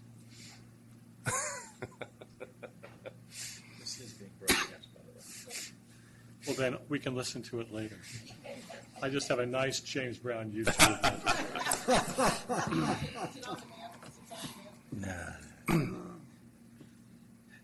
Mr. Hudson? Yeah, I finally found somebody that talks faster than Randy, but I will tell you that I thought we had, how to word this delicately, we had good representation in Washington, D.C., and then for whatever reason, Lindsey West, as I'll call him, because I'm going to ask you a question, what happened to Lindsey on the East? There is a Lindsey on the East Coast that is exactly the same way. It's 8:30. How come you're not at? They keep you on schedule. So I will warn might be the proper word. If you're going back to Washington, D.C. with this delegation and you think you're going to have some time to do something, forget it. Because I went back with National League of Cities, and I went back, I guess, Rick's gone for the APTA conference we have back there, and they're bragging how they got to see 4 or 5 people. I mean, we were in 5 different offices before lunch, and they talked about dinner. This is not dinner. This is a meeting where they're served a meal, and a lot of people don't get this. This is an extremely fruitful 2 days or 3 days. Seemed like 10, but I am so thankful that we did put out this RFP. We put out the we decided we were going to take a look around and see what's back there, because I think you hit a home run with Jason and Lindsey, and I'll just assume that the groups that you hire do the same. And we saw some new people. We saw some old ones too, and we're going to have to maybe do a little work on them. But this is an extremely intense, get out the word, get feedback, get in people's face, stay at the front, let them know what we're doing, and push forward. And I think we put together an outstanding team. I can't wait to see what happens the rest of this year and what's going on next year, because it's like Satchel said, if you're not pushing ahead, somebody's gaining on you. They're going to get you. And just make sure it's not Michigan or Tennessee. Okay, anyone else? Yeah, go ahead. I have a quick question. We've had a little bit of experience with P3s in the Bay Area, California, very limited, but realize through that process that there are very few projects that actually are viable P3 projects. I'd love to figure out a P3 way of fixing the potholes, or doing a lot of the issues that we have. But so where do you think this is really going to shake out in terms of where we're going to see federal funding? I mean, we've heard all this conversation about this $1 trillion P3 infrastructure package, and then you mentioned obviously the Highway Trust Fund that's already keyed up to fund. But is there anything that we can see that might come to California in addition to some of the technology pieces? Or Well, the existing programs, as authorized, will not be set. The Highway Trust funded programs will not be moving until 2021. Right. So we have a number of years. These are kind of the core federal aid highway programs that, in the FTA formula grant programs, that wind up get past the localities and states. there's some discussion. The question would be, what is, from a kind of a nerdy legislative perspective, and that is, what is the legislative vehicle in which this package will move? There's some, the administration has proposed a series of components as part, in the previous administrations, they all do that. They had proposed that as part of their budget. This administration, as you may recall, put out a skinny budget in March, which resulted in essentially domestic cuts in domestic discretionary grant funding and then increases in defense spending. So the first step is a legislative vehicle. If the omnibus or the budget package or the appropriation package is a legislative vehicle, it's still pretty constrained. So there's a lot of questions on how this will be moved, because ultimately in the legislature there's a process, there are parameters, you need to have vehicles. I know, I'm a registered lobbyist in Illinois. Illinois, you can kind of move a lot of, bills like that. In Congress, it's hurry up and wait, and it's waiting for these big packages to move before, and you try to attach your provisions to that, and you try to create these circumstances where something is a must-pass bill. So with the infrastructure package, I think there's some discussion out there, or at least observations, that given this particular administration's current status, and there may be some questions as to how far they can move this down the field. And I think that is the question, but I do think that part of it is we can't really predict if something's going to move or not going to move. The only thing we can predict is if you're not at the table, you haven't asked for anything, you probably won't get anything. And so that really what it comes down to. And I think with respect to the infrastructure package, it's going to wind through Congress. So I think with respect to what it is that you may want, what CCTA or anyone wants, it probably stands to reason to start making that request when it comes to a P3. Some sort of P3 will likely move. It's just a question of what format. Long-winded answer to something could move, it'll be P3, but you got to make the ask. Yeah, I mean, the Republicans in the House and Senate are very focused on it. The Democrats, both in the House and Senate, have focused on the idea that there needs to be more direct spending in terms of direct grants to states, localities, and other entities. Okay. Thank you very much. Great. Thank you, folks. Appreciate it. So we are at 4A7, proposed budget, Contra Costa Transportation Authority, and Congestion Management Agency.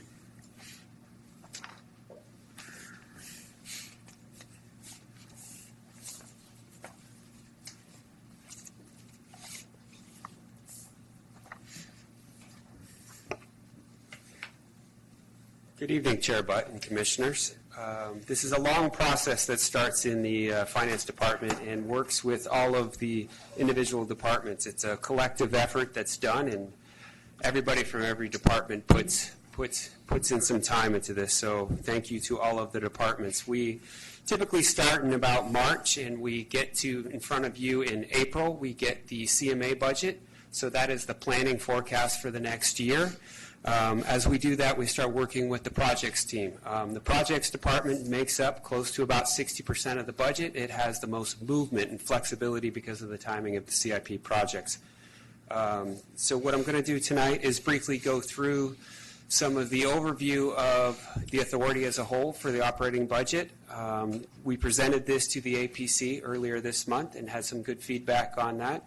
And I've added a slide tonight to help just basically talk about some of the things that they brought up as well. So as we look at the overall summary of the authority, we have sources, which are our revenue sources that we use to fund all of the expenditures for all of the projects and programs that are established through the capital projects division. And we have the program section, the planning section, administrative section, and the debt service. The bulk of our revenue is from the expenditure plan, which allocates the money to the individual divisions based on a percentage that was approved by the voters. So sales tax revenues, as you can see up there, we're looking at a small increase of about 1.6. That's about 1.9% increase, I believe. And then every year we have federal, state, and local revenues that change that are grants. As these change from year to year, we always try and tell the authority board it's never a loss of any funding, it's a timing of the projects. We have local revenues that also play into the role. We have investment and other income. As you can see, there's a small increase in there. Our interest rates are increasing. Our revenue projections for that are increasing as our investments are returning more. Just on June 1st, we funded $100 million in bond proceeds for the projects division. In there, there's an increase in revenues that are going to be associated with that. Those revenues stay strictly in the projects division and go directly to the projects. The other sources listed up there is $32 million for this for the proposed budget for 17-18. That is money that is collected in prior fiscal years. As we work with other agencies to get projects and timelines done, those are allocated when they're ready to move forward. Sometimes in prior years, you can see in the prior year it was only about $13 million. This year we're projecting to spend about $32 million. So as I go through the next slides, I'll go through some of the high points. As you can see, as we've talked about before, their sales tax revenues continue to increase after the recession. You can see it's leveling off on the 17 and 18 year budget. We're looking at, we just received some information so that we now have 9 months of activity. We're looking, our budget was going to be about $84.87 million. We're looking to be closer to about $85 million. So our increase projected for next year, we try and keep it around 2%. As you heard earlier, some of the economic interests are pointing to lower sales tax revenues, so we are kind of on the same path. As we look at our transactions, since a big bulk of our money is all based off of revenues received from sales tax, this is one of the first times I've brought to you guys in several years that gas has actually seen an increase year over year. Gas prices have increased slightly a little bit, but on the news this morning I saw that gas prices were going to be going back down. So this is something that we look at constantly. Construction and heavy equipment looks to be down. A lot of that may be due to the heavy wet winters. This is all our activity through the end of March, and we all know it was still raining in May. As we look at some of our strong departments, restaurants, new auto, non-retail sales, which is kind of internet sales, and groceries continue to increase. So as inflation happens, people are spending more money as well. This is a slide we like to include every year because going out and getting the extra money to help build the projects now is something that's really important to the authority. And looking at the numbers in the darker bluish color is our federal, state, and local funding that we go out and receive for our CIP projects. The planning department and congestion management department also goes out and gets external money as well that helps funds the programs that we do here. So you can see that in 2014 and 2015, this is all tied to some of our larger capital projects. In 2018, we have some additional projects that I'll talk about later. We can talk about the Balfour. We're getting a bunch of money from ECRFA to help fund that. That makes a big difference there. So if we're looking just at the capital projects, revenues decreased $17.7 million to $20.2 million. And as you look at these projects, RM2 money decreased about $6 million. The $6 million is the completion of phases for the Caldecott, so we have a reduction of about $3 million related to the Caldecott. SR4 is approximately $2 million. The I-80 San Pablo project is $700,000, and the 680 carpool loan is $1 million. As we talk about this, we try and use our external funding before they expire, and then we'll go into using some of our Measure J funds. So as we look at our STIP funds, that's another one that's about $6.5 million decrease year over year. That was with the completion of the San Pablo Road interchange improvements that we had earmarked funds for. ECRFA, we just talked about, is for the Balfour. It's increasing about $6.5 million for the project next year. The other category is not the larger items like the RM2, the BATA, and the STIP funding, and the ECRFA that play an integral role in our CIP projects.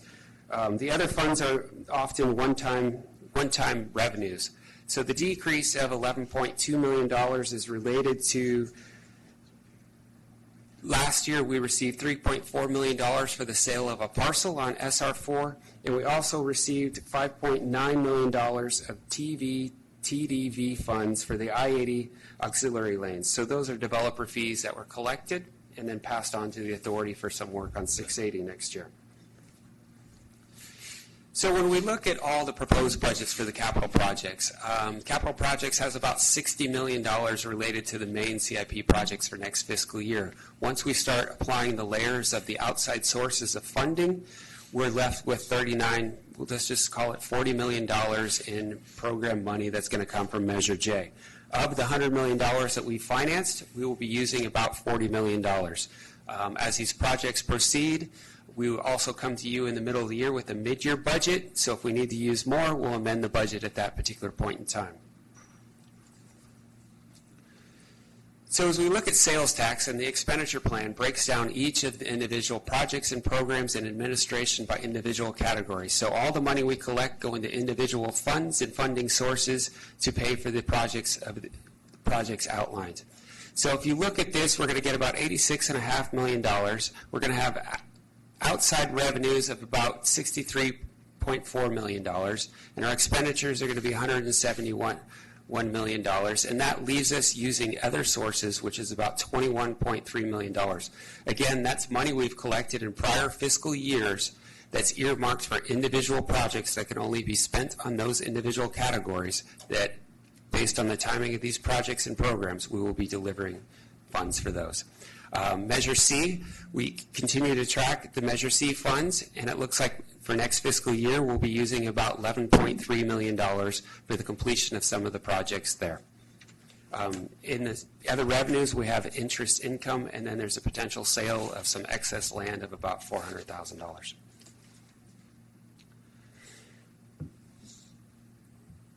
Here we try and outline all of the Measure J projects. As we talk about on the summary page, we have $184.5 million. Of this, we have the Measure J projects. So each one of the individual projects, this is a year-to-year comparison of where we are. The Caldecott Tunnel is continuing to see some expenditures as we wrap up some of the landscaping and some of the other items out there. One of the biggest ones is the BART East Contra Costa Rail Extension. You can see the decrease there. We've completed some of the major projects out there. Some of the 680 is seeing an increase as we're going to continue to work on the HOV and express lanes. And the I-80 corridor, which we had talked about earlier, is completed, and we're going to be moving on to some other projects there, so there's the larger decrease. One of the countywide capital and maintenance programs, which is also part of the CIP program, you can see that that's increasing from about $3.3 million to about $15 million. That work is going to be consisted of the Concord Farm Bureau Safe Routes to School project. That's a lead project, and the city of Martinez is going to get about $2.1 million for the Alhambra Creek construction. As I was talking about the BART projects, the modernization and improvements for Concord, Lafayette, El Cerrito, and the Del Norte BART projects as well is what's going to make up that $11.5 million. When we look at the administration, we have a cap on administration, which is set by the expenditure plan at 1%. It's one of the things that we always like to highlight to the authority board. It shows that the stewardship of what we're doing. We cap it at 1%, and every year we try and stay a little bit below that. So we're, again, going to be about 80% on there. The decrease up there, as we look at the administrative expense, is going down $1.3 million. We've had some prior discussions. The last year, in fiscal year 17, we had the Measure X ballot measure, which cost about $1.2 million. So that would represent the majority of the decrease there. The programs division is an allocation of funds that we receive. It's based on the timing of the programs that we're going to be working on. Expenditures for the local street maintenance is going to be $17.4 million. That's tied to the sales tax revenue. That's going to be an increase as well. As we look at the planning department, we have a decrease of about $1 million. We're going to spend about $3.5 million. The expenditures from fiscal year 17 to fiscal year 18 The decrease is to the completion of the public outreach and the timing of the countywide transportation plan. Debt service, which is also what we use to finance our capital projects today so that the individuals can use them, our citizens can use them today versus in the future, is going to be $37 million. As we mentioned earlier, we funded a bond on June 1st, and those debt service schedules are part of this fiscal year 18 budget. At the APC discussion, we had some conversations about the pension obligation and some of the things that the authority has done in the past to show good stewardship of our funds and try and make the right decisions to protect the taxpayers and make the best use of our funds. In May of 2015, we presented to the board a pension payoff of $2.2 million. And what that had done in 2015 is that fully funded our pension obligation. When you fully fund your pension obligation, you don't pay interest on your unfunded liability, and there's no accrued costs that go with that. So when we did that, we were able to reduce our pension costs for the following fiscal year about 6.2%. The cost of finance that we had talked about is about 7.5% annually. So our estimated savings moving forward in a 10-year fiscal outlook was about $170,000 a year. CalPERS is just announced, and all of you must be working on this at your individual cities and municipalities, is CalPERS over the last few years has been earning a lot less money on their investments. So what happens is the actuarials reduce your expected rate of return on earnings, which means that the cities and the employers have to pick up a portion of this cost. So in the fiscal year 17-18 year budget that I'm presenting tonight, there's no changes to the rates, but they're going to phase it in over 3 years.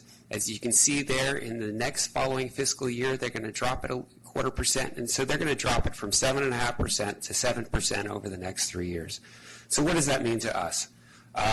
The authority's interest rate, they sent out some calculation tables, and if we are currently about 98-99% funded. So with that, we're going to have a small portion of unfunded liability.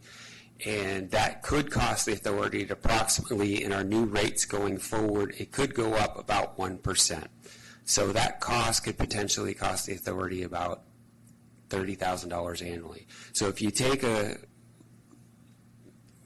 bigger look, we saved about $170,000 a year by paying this off. So we helped ourselves out quite a bit by this increase to us could be about $30,000. It could have been a lot worse for the authority. So with that, that concludes my discussion on the authority budget. Again, I want to thank all of the members of the finance team as well as the other departments for helping us pull this all together and present it to you tonight. Thank you. Commissioner Trotter, did you? Oops. No? Commissioner Arner? I just want to say to staff, Randy and everybody, excellent job. APC, we got to spend quite a bit of time on this. But I do have to really compliment the way you present the budget, the amount of depth that you put into it, and because of the numerous funds that we have, it makes it look much more complicated. But the fact is, you got to keep track of that. So, really well done. We're in great financial shape. Yeah, the $170,000 was the best thing that we did. In fact, we should consider smoothing out and doing a one-time contribution to catch up for that little bit, because they're paying us that same rate in reverse on it. So, really well done. And if there's no other questions, I'd be willing to make a motion. We have a public hearing for this item, Chair Butt, so if you could open the public hearing. Yes. Do we have any public speakers on this? I guess first I should say the public hearing is open. Do we have any speakers? Hearing none. Mr. Chair, was there already a motion made? Yeah, no. Wait, hearing none. It has to close the public hearing. Okay. I don't know that we need a motion. We just do it. Okay, so the public hearing is closed. Thank you. Is there any discussion, any further questions? Do we need a roll call on this motion? No, we do not. Okay, so you have a motion, Commissioner? Motion by Arnerick, second by Pierce. All in favor? Aye. Any opposed? Okay, motion carries. Thanks, Brian, good job. Yep, well, Except for one thing, I don't know what it was, the comment about because of the rain in May. One of the things I did in May was, boy, how do I do this publicly now? Make a wager that it would rain in May, and I only got out of the bet because a resident of Danville walked out on his deck May 31st, because that was the first time it had rained. May not want to use that line.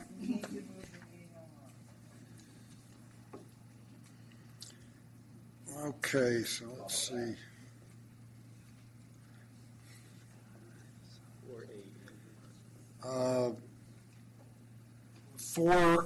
4A8. Good evening, Mr. Chairman and board members. My name is Hisham Noemi. I'm the engineering manager at the authority. At your February meeting, you authorized staff to negotiate a one-year extension to our program and project management contract with Stantec, which is set to expire by the end of this month. We have completed our negotiations, and we are seeking your approval to execute Amendment Number 3 to Agreement 435. The amendment amount is approximately $4.4 million, of which $1.4 million is to continue ongoing activities for our TDM and Safe Routes to School programs, which we took over from Transpac back in July 2016. The remaining amount is for project and program management activities. Approximately $526,000 in TFCA funds will be used to fund this amendment, while the rest of the contract will be funded with Measure J. The APC reviewed this item and recommended approval. With that, I'll be happy to answer any questions. Questions? Yes. Mr. Tatson? Quick. So on attachment 1 to Exhibit B shows the breakout by the 10 tasks, but the breakout is for the total project combined. Could we at some point get a breakout for the amendment to the contract? Absolutely. Thank you. Yes. Move for approval. Okay, motion by Taylor, second by Pierce. All in favor? Aye. Any opposed? Any abstentions? Thank you. 4A9, approval of the 2018 State Transportation Improvement Program process review and call for projects. Thank you, Chair. Good evening, Chair and Commissioner. My name is Stephanie Hu, Associate Engineer with the Authority. This is an action item requesting your approval of the 2018 STIP process. The 2018 STIP process has begun, and project priorities are due to MTC in October. In order to meet the schedule, staff recommends issuing a call for project pending your approval of the STIP process this evening. As you know, the STIP is updated every 2 years, adding 2 years to the prior programming commitment. The 2018 STIP will add programming of funds for fiscal year 2022 and fiscal year 2023. Per MTC estimates, we anticipate the funding to be between $20 and $25 million for Contra Costa. We won't know the exact amount until the CTC approves the fund estimate in August.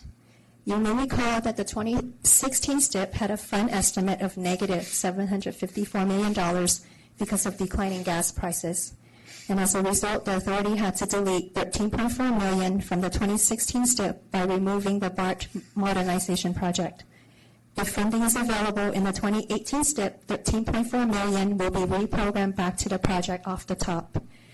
Also, I would like to note that per 2016 Measure J strategic plan, East County is precluded from competing for the 2018 STIP funding in return for dedicating the authority 2015 bond proceeds to the EBART project. Staff took the screening and scoring criteria to TCC for review in May and APC for their approval earlier this month. Both committees did not make any changes to the criteria and recommended issuing the call for projects. The applications will be due on July 28th.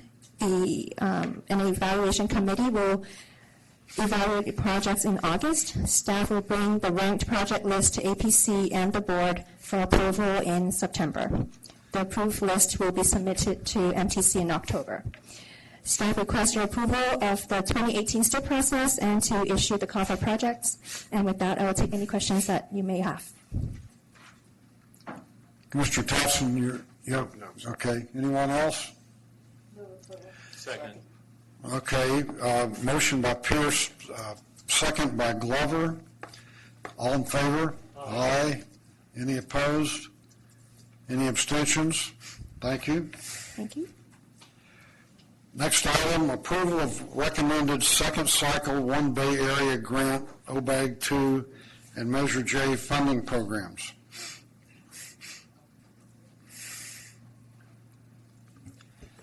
Good evening, Chair and Commissioners. I'm here to talk about the coordinated call for project for the OBAG 2, the One Bay Area Grant 2, and Measure J TLC and PBTF programs.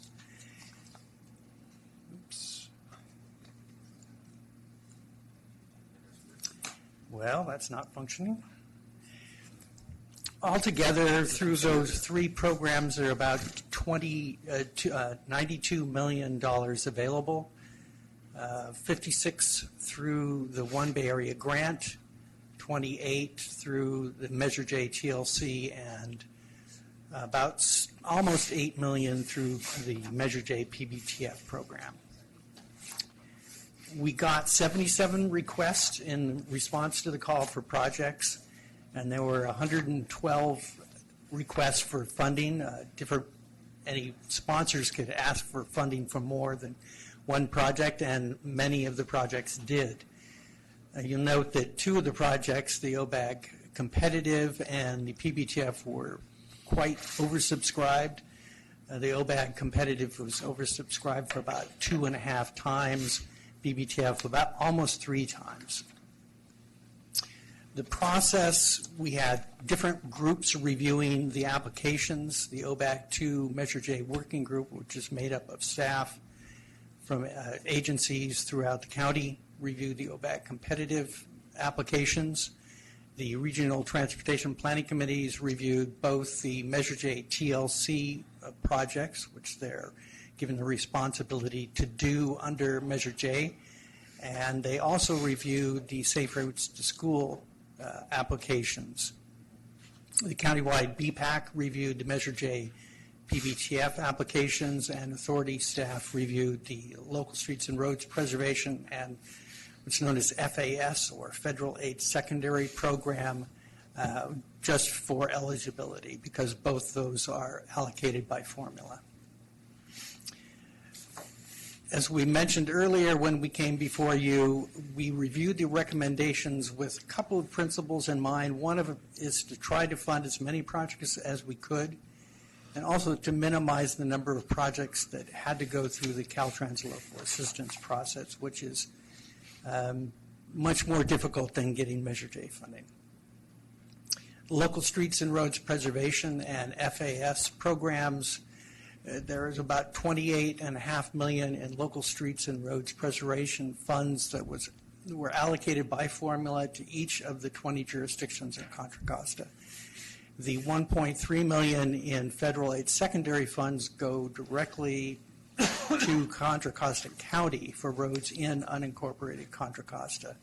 The county chose to do a repaving project on Kruger Pass Road with these funds. The Safe Routes to School program, as I mentioned, was allocated to the subregions. There are 2 projects that will be funded through the program in West County, 1 in Central, 1 in East, and 2 in Southwest. As I mentioned, one of our principles was to try to minimize the number of projects that had to go through the federal process. There were another 3 projects that were recommended for funding, and we ended up swapping their federal funding for TLC funding, so that they're getting TLC funding instead of the federal Safe Routes to School funding. OBAG Competitive, the working group recommended these 4 projects to get funding. There's 1 from each of the sub areas. And you'll note that Two of them are around BART stations, or one's around an E-BART station, the one in Pittsburgh. The Monument Boulevard project is along Monument. It connects downtown with the Monument Corridor, Iron Horse Trail, Bollinger Canyon Road, bike ped overcrossing is in San Ramon next to their new Civic Center project. One of the requirements that MTC put on Contra Costa and the other big counties in the region is that 70% of the local streets and roads, a competitive portion, have to be spent in or near priority development areas. And this time around, about 86% of those funds will meet that definition. 100% of the competitive and 77% of the local streets and roads. The TLC, there are about 34 projects. If you add up 12, 14, and 9, you don't get 34, but that's because one project is in 2 of the subregions. And altogether, that's about $28 million for projects that cost about $105 million. So it's leveraging with about 3 to 1. The Bike Ped Committee recommended 9 projects. 3 of them are Bay Trail projects. There are a few of them next to BART stations, and there are a number of bicycle and pedestrian and complete streets projects as well. So the next steps, what we're in the process now is developing a 5-year funding program for all those, the 3 programs. We're trying to sync funding that projects are getting from other sources. For example, some of the projects have ATP funding, and they have their own particular deadlines already set, so we have to match and program our funds that we're giving those projects in years that work with those funding. We're trying to minimize the number of times as well as the number of projects that sponsors have to go through Caltrans.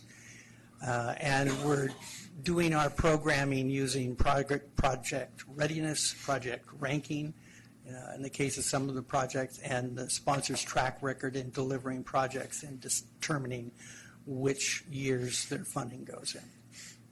Unfortunately, we can't give everyone projects as soon as they want it in all cases because of cash flow, but we'll try to get a project as soon as they need it, as often as we can.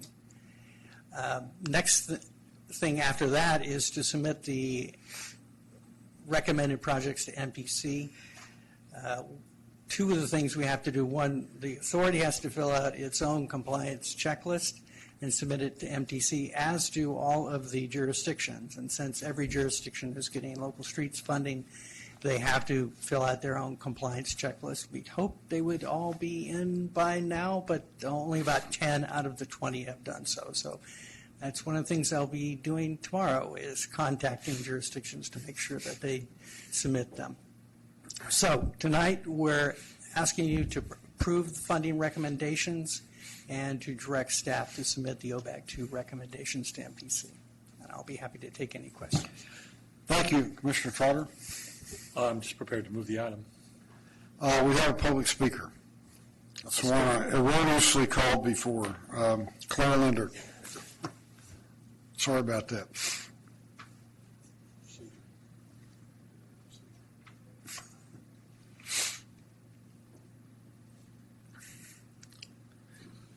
Good evening. Thank you for your time. While we at Bike Concord are pleased to see long-needed pedestrian improvements coming to Concord at long last, we are disappointed that bike facilities are not supported in all projects. Complete Streets policy mandates infrastructure that supports all users, including people on bikes. In future, we ask that projects that are awarded active transportation funds actually result in infrastructure that supports walking, transit, and biking. The goal, to keep Contra Costa moving, means in part turning car trips into bike trips. Let's create projects that actually can make that happen. Thank you. Thank you. Now, Thank you, Mr. Chairman. I would move the staff recommendation to approve these funding recommendations and transmit the submittal package to MTC. okay, motion by Trotter, second by Glover. All in favor? Aye. Any opposed? Any abstentions? Okay, thank you. So that, okay, that takes us down to correspondence and communications. Anybody have anything under this item? Next, yes, Commissioner Abelson. So what? Commissioner reports? No, No, okay. that's the next item. Okay, and Associated committee reports. These are all attached, but did you want to say something? Go ahead. yes, I just need to report that I attended something that I had marked right here.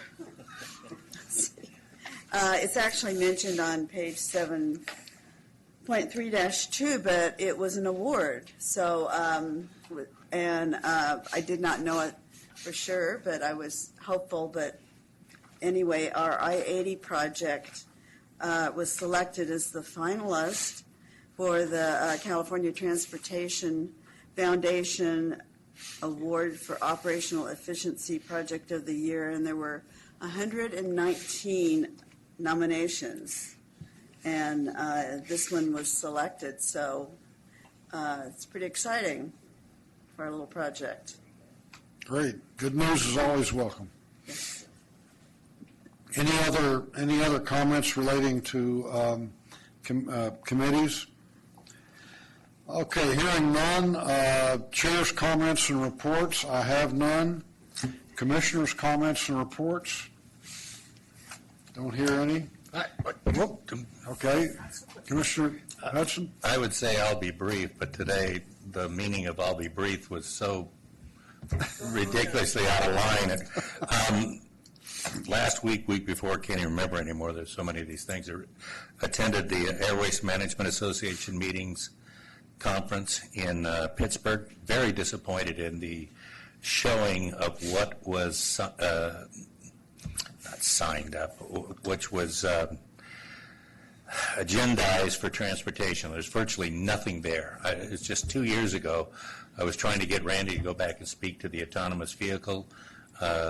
Transportation was a big thing with air waste, and it's virtually nothing. I see that as an opportunity with the redefining mobility when it comes up again to take away a lot of the people that are looking for what's new, as we heard from Jason today. Also, League of California Cities a week later, apparently Chevrolet wants to get into the Uber-type business, and they're going to do it with Cruise, so they're looking for locations. They were looking for cities, and I don't understand that. They should be looking for business parks that are doing this kind of stuff. So we'll see how far that goes. Apparently this is going to be something that's going to continue to grow. In Pittsburgh, they had Volvos, and I guess now Chevrolet wants to get into it, so it's just a matter of time before everybody else tries to do it. Pittsburgh, Pennsylvania. Yep, Pittsburgh with an H.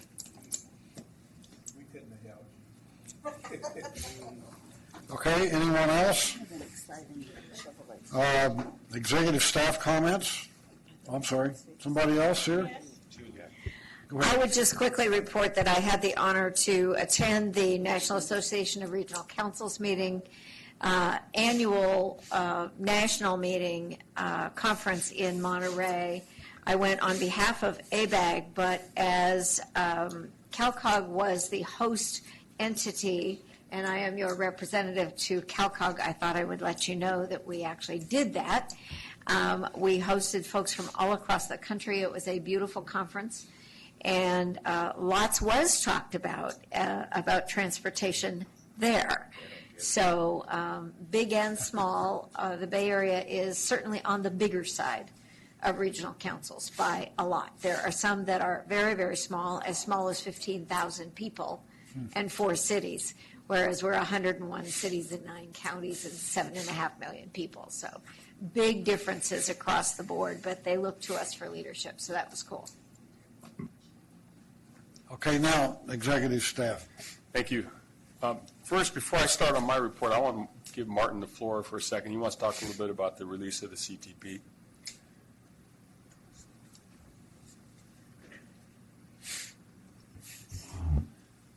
Good evening, Mr. Chairman, Commissioners. I think the air conditioning system is finally catching up with the weather, and it's getting a little cooler in here. I just want to flag for you some events with the countywide transportation plan. As you're probably all aware, we released the draft countywide transportation plan back on May 24th, and it's out there circulating. And then last Friday, June 16th, we released the draft environmental impact report for that document. That's a programmatic EIR, and that will be circulating for 45 days, public review period. We are holding a workshop here in this building a week from tomorrow night, June 29th, and that workshop will be in Suite 150, which is the suite right next to when you walk in by the security guard. And we expect to have a number of stations and areas where the public can give us their input on the proposed transportation plan. We also will have light snacks, coffee, and cookies. I do need 2 volunteer authority members if they could come sometime between 6:30 and 8:30. We don't want to have a quorum there. It's not an announced CCTA meeting, but if I could get 2 volunteers to come to that workshop, that would be great. Ex officios? Ex officios are fine. If anyone's available a week from Julie, okay? All right. Will you have somebody send us all an email reminder? We can email it out, certainly. And the comment period originally ended July 28th. We've extended it to August 1st to allow the full 45 days for the EIR review, and we've extended the CTP review period out to August 1st as well. We will be coming back in July on the July 5th PC meeting. We'll have an opportunity for the public to comment on the CTP, and on the July 19th CCTA meeting as well. These are public meetings. We invite the public to come, and we'll have a slot on the agenda where members of the public can come and testify. I encourage you all to visit our public engagement site. It's www.2017ctpupdate.net, and you can see all of the documents that have been released, and also if you'd like to share it with your friends and have them provide input on the CTP, we'd appreciate it. Thank you. Commissioners, I just want to add I'm going to go over my report, but what the speaker prompted me, the previous speaker prompted me to this little anecdote. So active transportation program, we applied for $2 million for San Pablo Dam Road as the first call for projects on the ATP. We got 0. So we made a call to MTC, and I told Steve, you didn't call me, that we would have taken $850, but you gave it to Berkeley. So he said, okay. So they gave us $650 at the end, and we said that if you give us the dollars, we'll put those dollars to work, the first in California. And that project is built today. Well, it's not finished, but the pedestrian overhead bike facility going over the busiest freeway in the Bay Area, Interstate 80, is finished there at San Pablo, and it's open. And so, we did exactly what we said with the active transportation program dollars. So on page 7.3-1, I just want to go over a couple important items. Tyler, we're in the process now of combining our ADP and our Tyler software package, and we're going to do dual systems for 1 pay period, maybe 2, and then we're going to get rid of ADP, and we're going to the cloud with the Tyler. So that's what we're doing there. So they went to a conference and learned about how to be more efficient and more effective.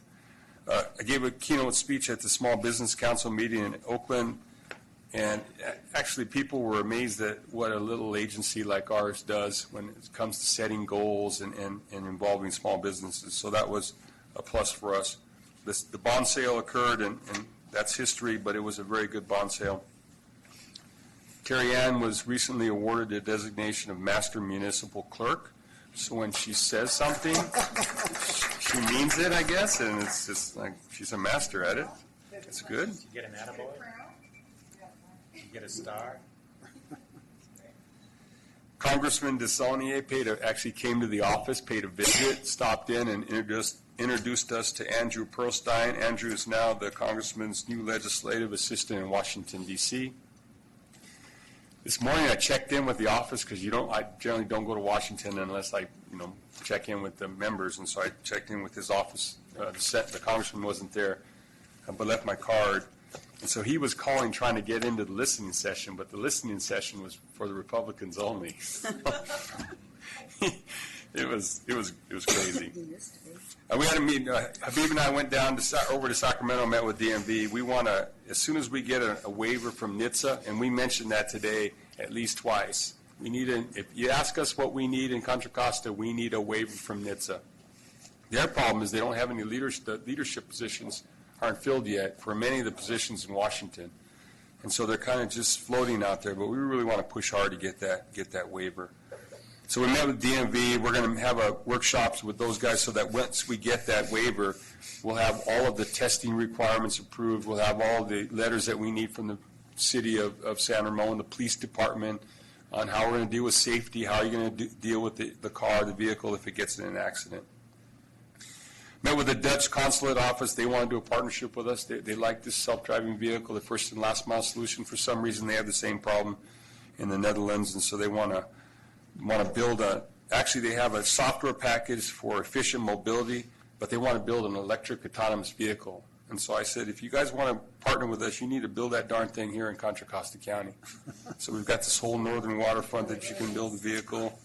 So if you can't do that, it's not really good for us. We want a car being built here. I met with the Society of Automotive Engineers. They asked me to be the keynote speaker at their first Connected Car Executive Leadership Forum. It was for vice presidents and above. Got about 3 or 4 phone calls after that on what it takes to test at Gomentum Station.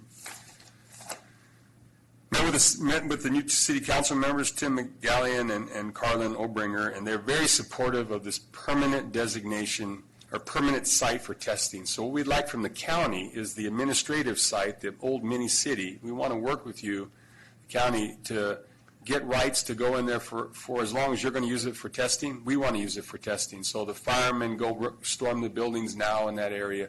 We want to just drive the streets and make some improvements out there. That's what we're trying to do. So we need to if we need to have a meeting with you, we'd like to do that. Oh, okay, so this is your first ask of us? Yeah, I surprised you tonight. Call our schedulers. We'll be happy to get it together. Okay. I just thought you'd just say yes right off. But okay, if we have to come, we'll show you some plans. Yes, of course, but we have some, yeah. We got to check in with Okay. So along Well, those until then, I get to be in charge, everything will be fine. But until that time, we do have to go through a process. Along those lines, we have $3.5 million for Gomentum Station in the governor's budget, and it's gone through the process. So as long as the governor doesn't blue pencil that out of the budget, then we're in great shape. A few more days, yeah. So I'm knock on wood. Bicycle garden, you probably wonder what a bicycle garden is, but the 511 team came in with Peter, and they want to build this bicycle garden somewhere in the central part of Contra Costa, and it teaches kids how to ride a bicycle properly. And they say statistically, if they learn at a young age of which side of the road to drive on, what to look for, how to cross the street, and those kinds of things, that they're more apt to survive than if they're not. So, if you want more people riding bicycles, let's figure out a way of constructing something in the area of, it's Central County, Peter? Central County. So we're looking for how many, 3 acres?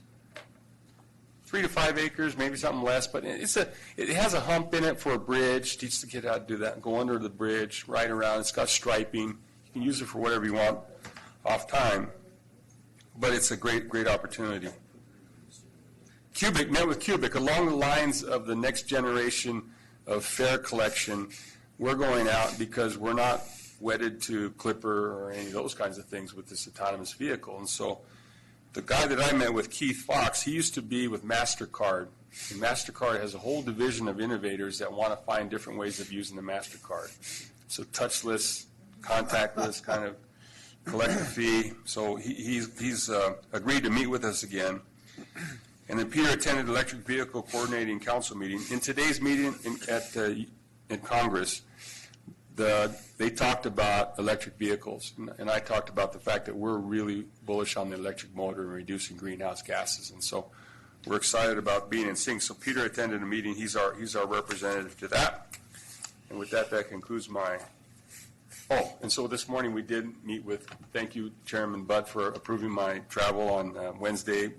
Jason texted me and said, "Hey, got this great opportunity. You're going to go next Tuesday or Wednesday and talk at 10 o'clock at USDOT or at Congress." And I said, "I can't do that. I got a board meeting that night." And he goes, "No, there's a 1 o'clock flight back." And I said, "No, I don't want to go." And he goes, "If you don't go, Michigan's going to go." I said, "Okay, I'll go." So, because that's all they hear is they hear from those eastern test beds, right? And so we made it out there and then you talk about being warm in this room, Martin. This morning at 7:30, I walk out of my hotel and I'm sweating because it's so humid to me. I mean, it felt really humid. Walking out here at 104, it feels great because there's no humidity.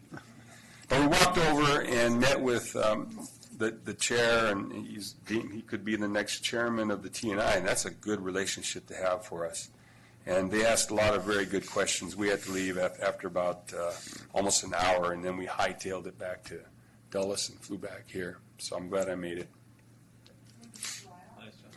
I flew out at 6 a.m. on Tuesday, got there last night at 5, and then we talked strategy at night with Scott and Jason and his team. Went to sleep. No, I'm not. It'll be tomorrow, not today. And last time I went, they locked all their doors and shut all their windows because they claim I get grumpy when I have jet lag.